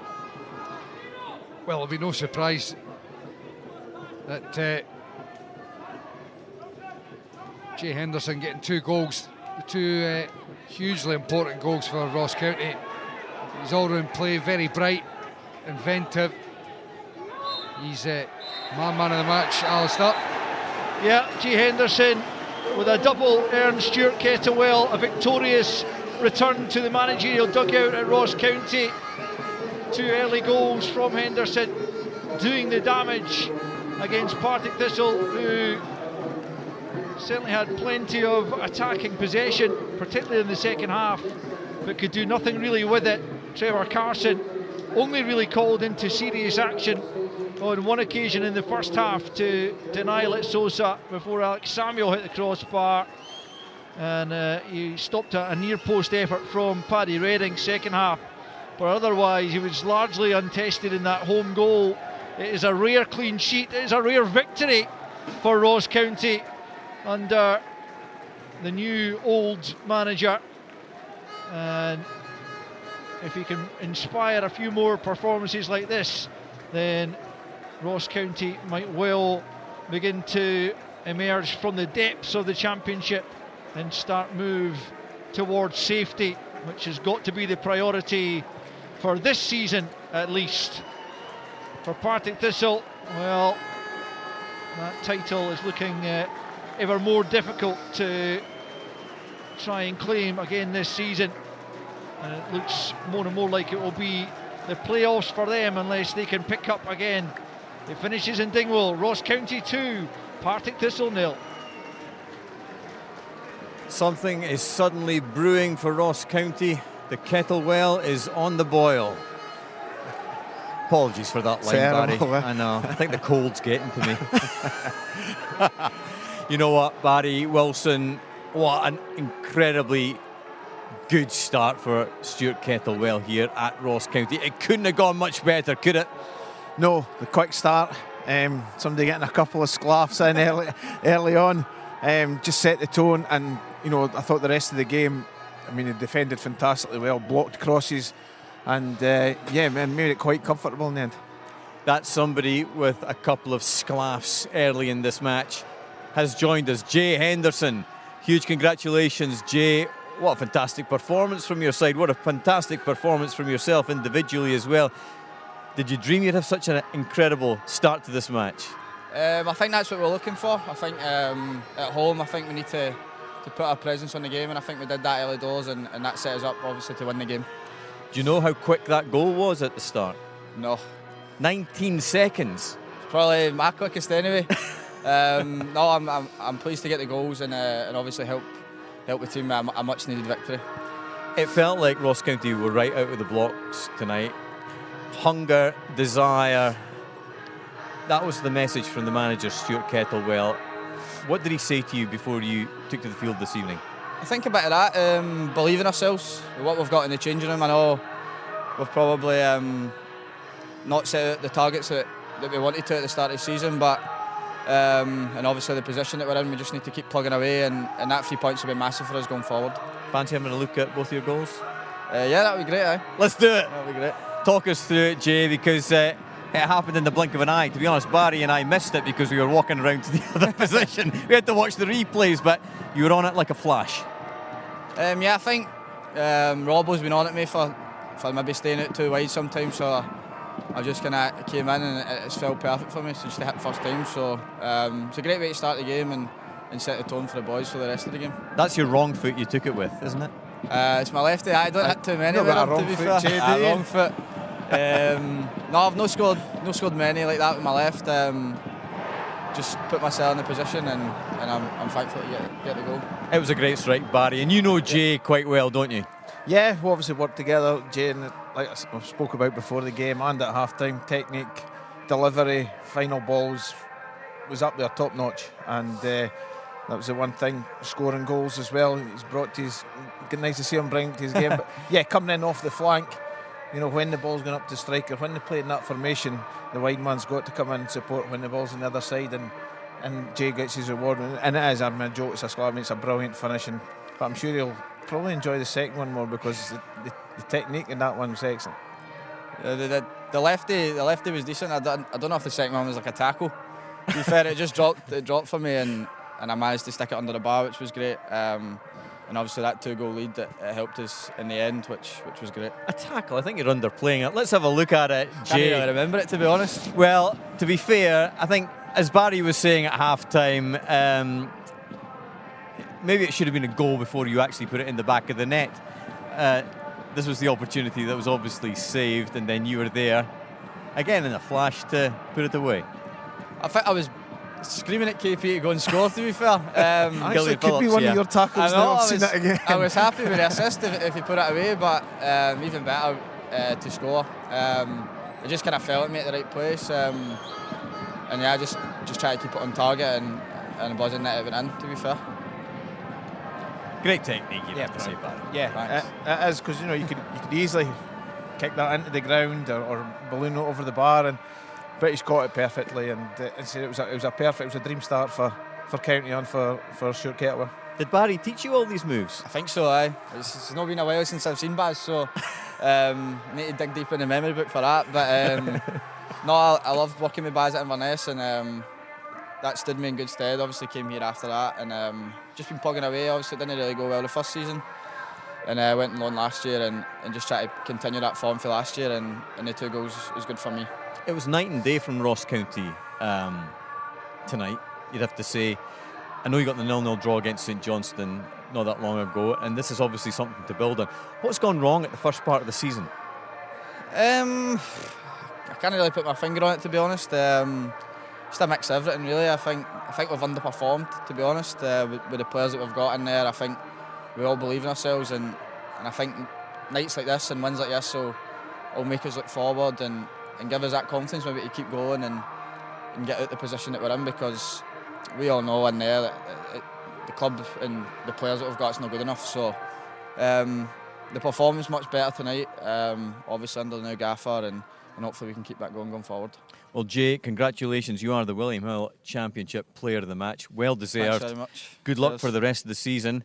And let's have a look at the championship table as it stands this evening after Ross County's fantastic victory this evening. And there we have it. They're on 16 points now, just 2 behind Queen's Park, who are in action tomorrow against St Johnstone. And a missed opportunity, obviously, for Partick Thistle, who are trying to chase down St Johnstone, but St Johnstone with the opportunity tomorrow to go 8 points clear at the top. He spoke very well, and he played very well, Barry. Yeah, Jay Henderson. he did.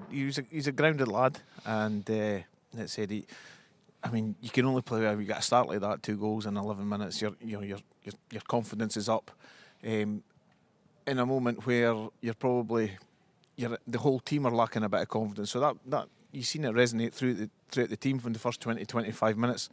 They were excellent, and then they weathered the storm till half time. And then, as I said, in the second half, they kept Partick Thistle at bay. I mean, 2 or 3 shots straight at Trevor Carson. I just thought they defended fantastically well. I'm sure Stuart Kettle will be delighted with the way they managed the game. Their game management was very good. It'll be interesting to hear from Stuart, who will be with us very soon. But just finally, in terms of, for this moment, Barry, I mean, the 0-0 draw against St Johnstone tonight, do you see Ross County kicking on now? You would like to think so.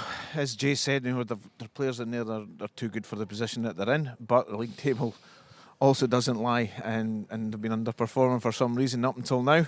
And they say back-to-back clean sheets, and it's something they can build on.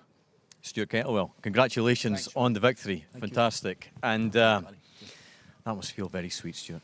Oh, listen, it does. It's been a bizarre 8 or 9 days since we came in. 2 games cancelled. A wee bit of doubt initially about this one with the weather and the conditions.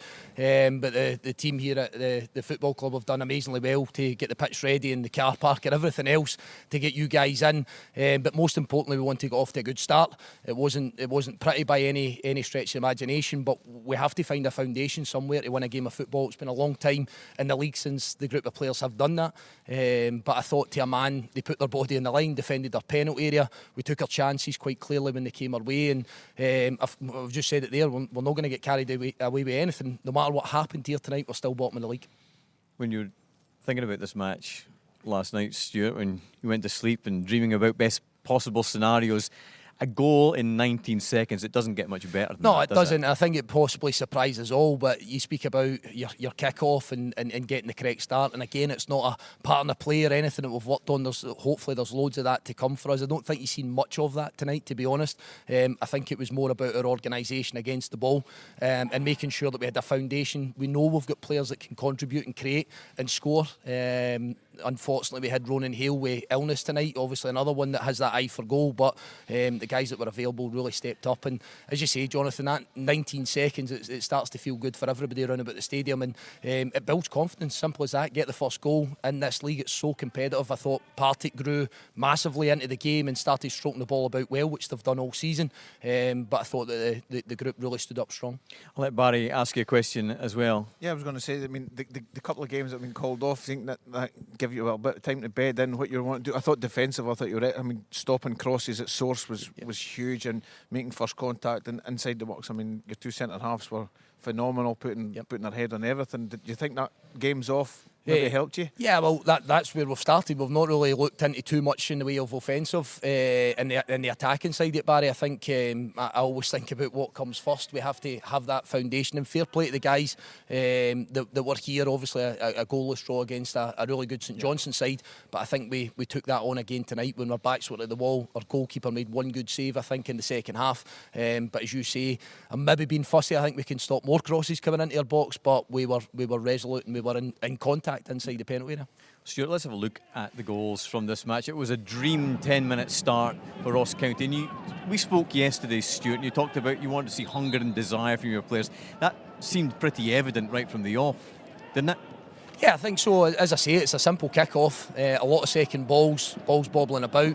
Thought we dropped off getting to that next ball in the second half, but quite clearly you can see that we're in contact here, and it's a wonderful finish from Jay on his weaker side. You know, coming in off the side, he's got so much quality. He's got so much awareness of where he can hurt the opposition. It's keeping him in the game that is the big thing for us.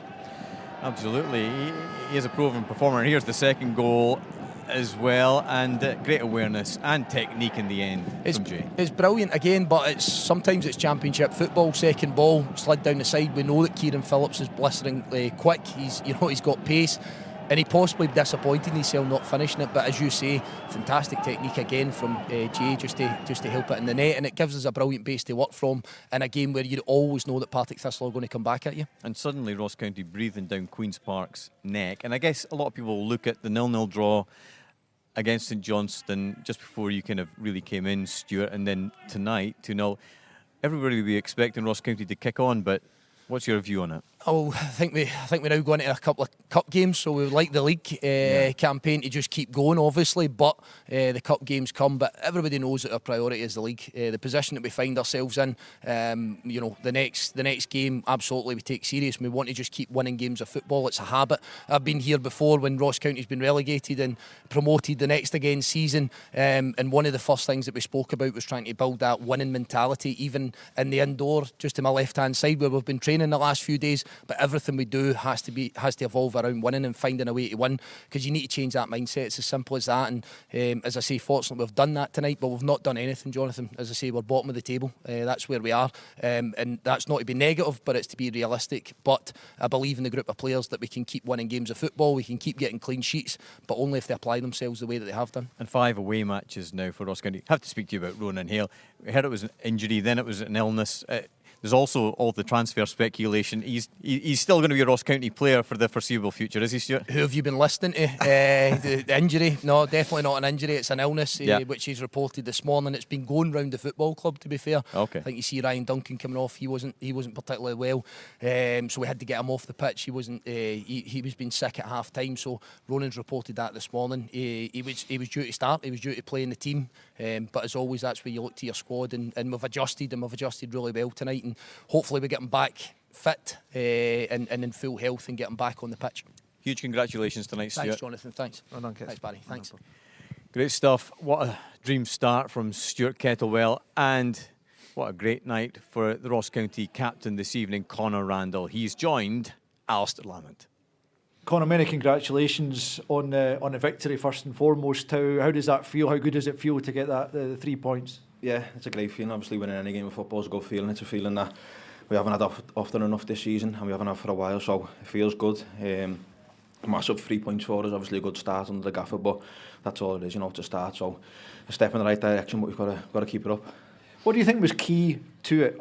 Obviously, the 2 goals early on aside, was there there certainly was a lot of desire and hunger. Was there more of that tonight as a collective tonight, do you think? Yeah, I think obviously the start of the game, 2 great goals from Hendo helps massively. I think there's been games this season where we've had good chances of being on top, we haven't took them, so that's a massive part of it. And I think you can see the work rate from the lads. That's got to be there every week, should have been there all season. And it's not been that we haven't been working hard, but things just haven't been going our way. And like I say, we haven't took chances and things like that, but I think you can see the real desire. Everyone realises where we are, and we're fighting for this club, so that's what we've got to show, but we've got to show that every week. Yeah, I mean, you've got now a fairly long-standing attachment to the club. Now, it's clear that you feel strongly for it, you want them to succeed. You feel that tonight is a template for the rest of the season, effectively? Yeah, 100%. I think, like you say, it means a lot to me, this place, and it does to everyone involved with this club. And like I say, we are fighting for this club. It's been a Premiership club for a long time. Unfortunately, that obviously changed last season. And the plan was for us to go and we come into this season wanting to win the league and challenge for the league. But we find ourselves where we are, and it's about us getting ourselves out of that now. And as you say, it's a good start for us, and we've set the bar now, and we can't drop below that. Well done. Congratulations. Thank you. Thanks. Let's get the Partick Thistle point of view. Manager Mark Wilson has joined Alistair. Mark, we've not got long, but just give me your reflections on a disappointing evening for yourselves. Well, exactly that. I think if you start and you lose a goal within 19 seconds, then you're you're facing an uphill battle compounded by a second before 10 minutes, and it's a hard night. And when we did create chances, we didn't convert them, and that was the story of the game, unfortunately. Yeah, I mean, you just don't get away with starts like that in the Championship, do you, or rarely? No, it was just a direct ball and easy, and we had a couple of chances to clear it, and we didn't, and you get punished. But when you start like that, you certainly can't lose a second so quickly. And then after that, I thought we got control of the game, created a clear-cut chance that we need to score to get back in it. Didn't take it, and that was kind of the story of the night. Didn't really create anything too clear-cut. Had loads of the ball, but not disappointing overall. Just briefly, finally, are you going to be able to do much business in this January window to help you push on to that title challenge again? I hope so. I think I've said for the start of the season I've been consistent. If we've not got the budget as many of the other teams have in this league, or even what we face tonight, we've done incredibly well punching above our weight. Every team wants to do a bit of business, and sometimes when we're changing things up we were limited, so fingers crossed. Appreciate your time. Thanks, Mark. Thanks. And that's pretty much all we've got time for. Barry, how's your feet now? They're still there. That's about all I can say. Yeah. Frostbite is pretty much setting in. Barry Wilson, thank you very much for joining us this evening. Is the Staggies stagnation over? Big win for County this evening from all of us on the Sportscene team. Good night.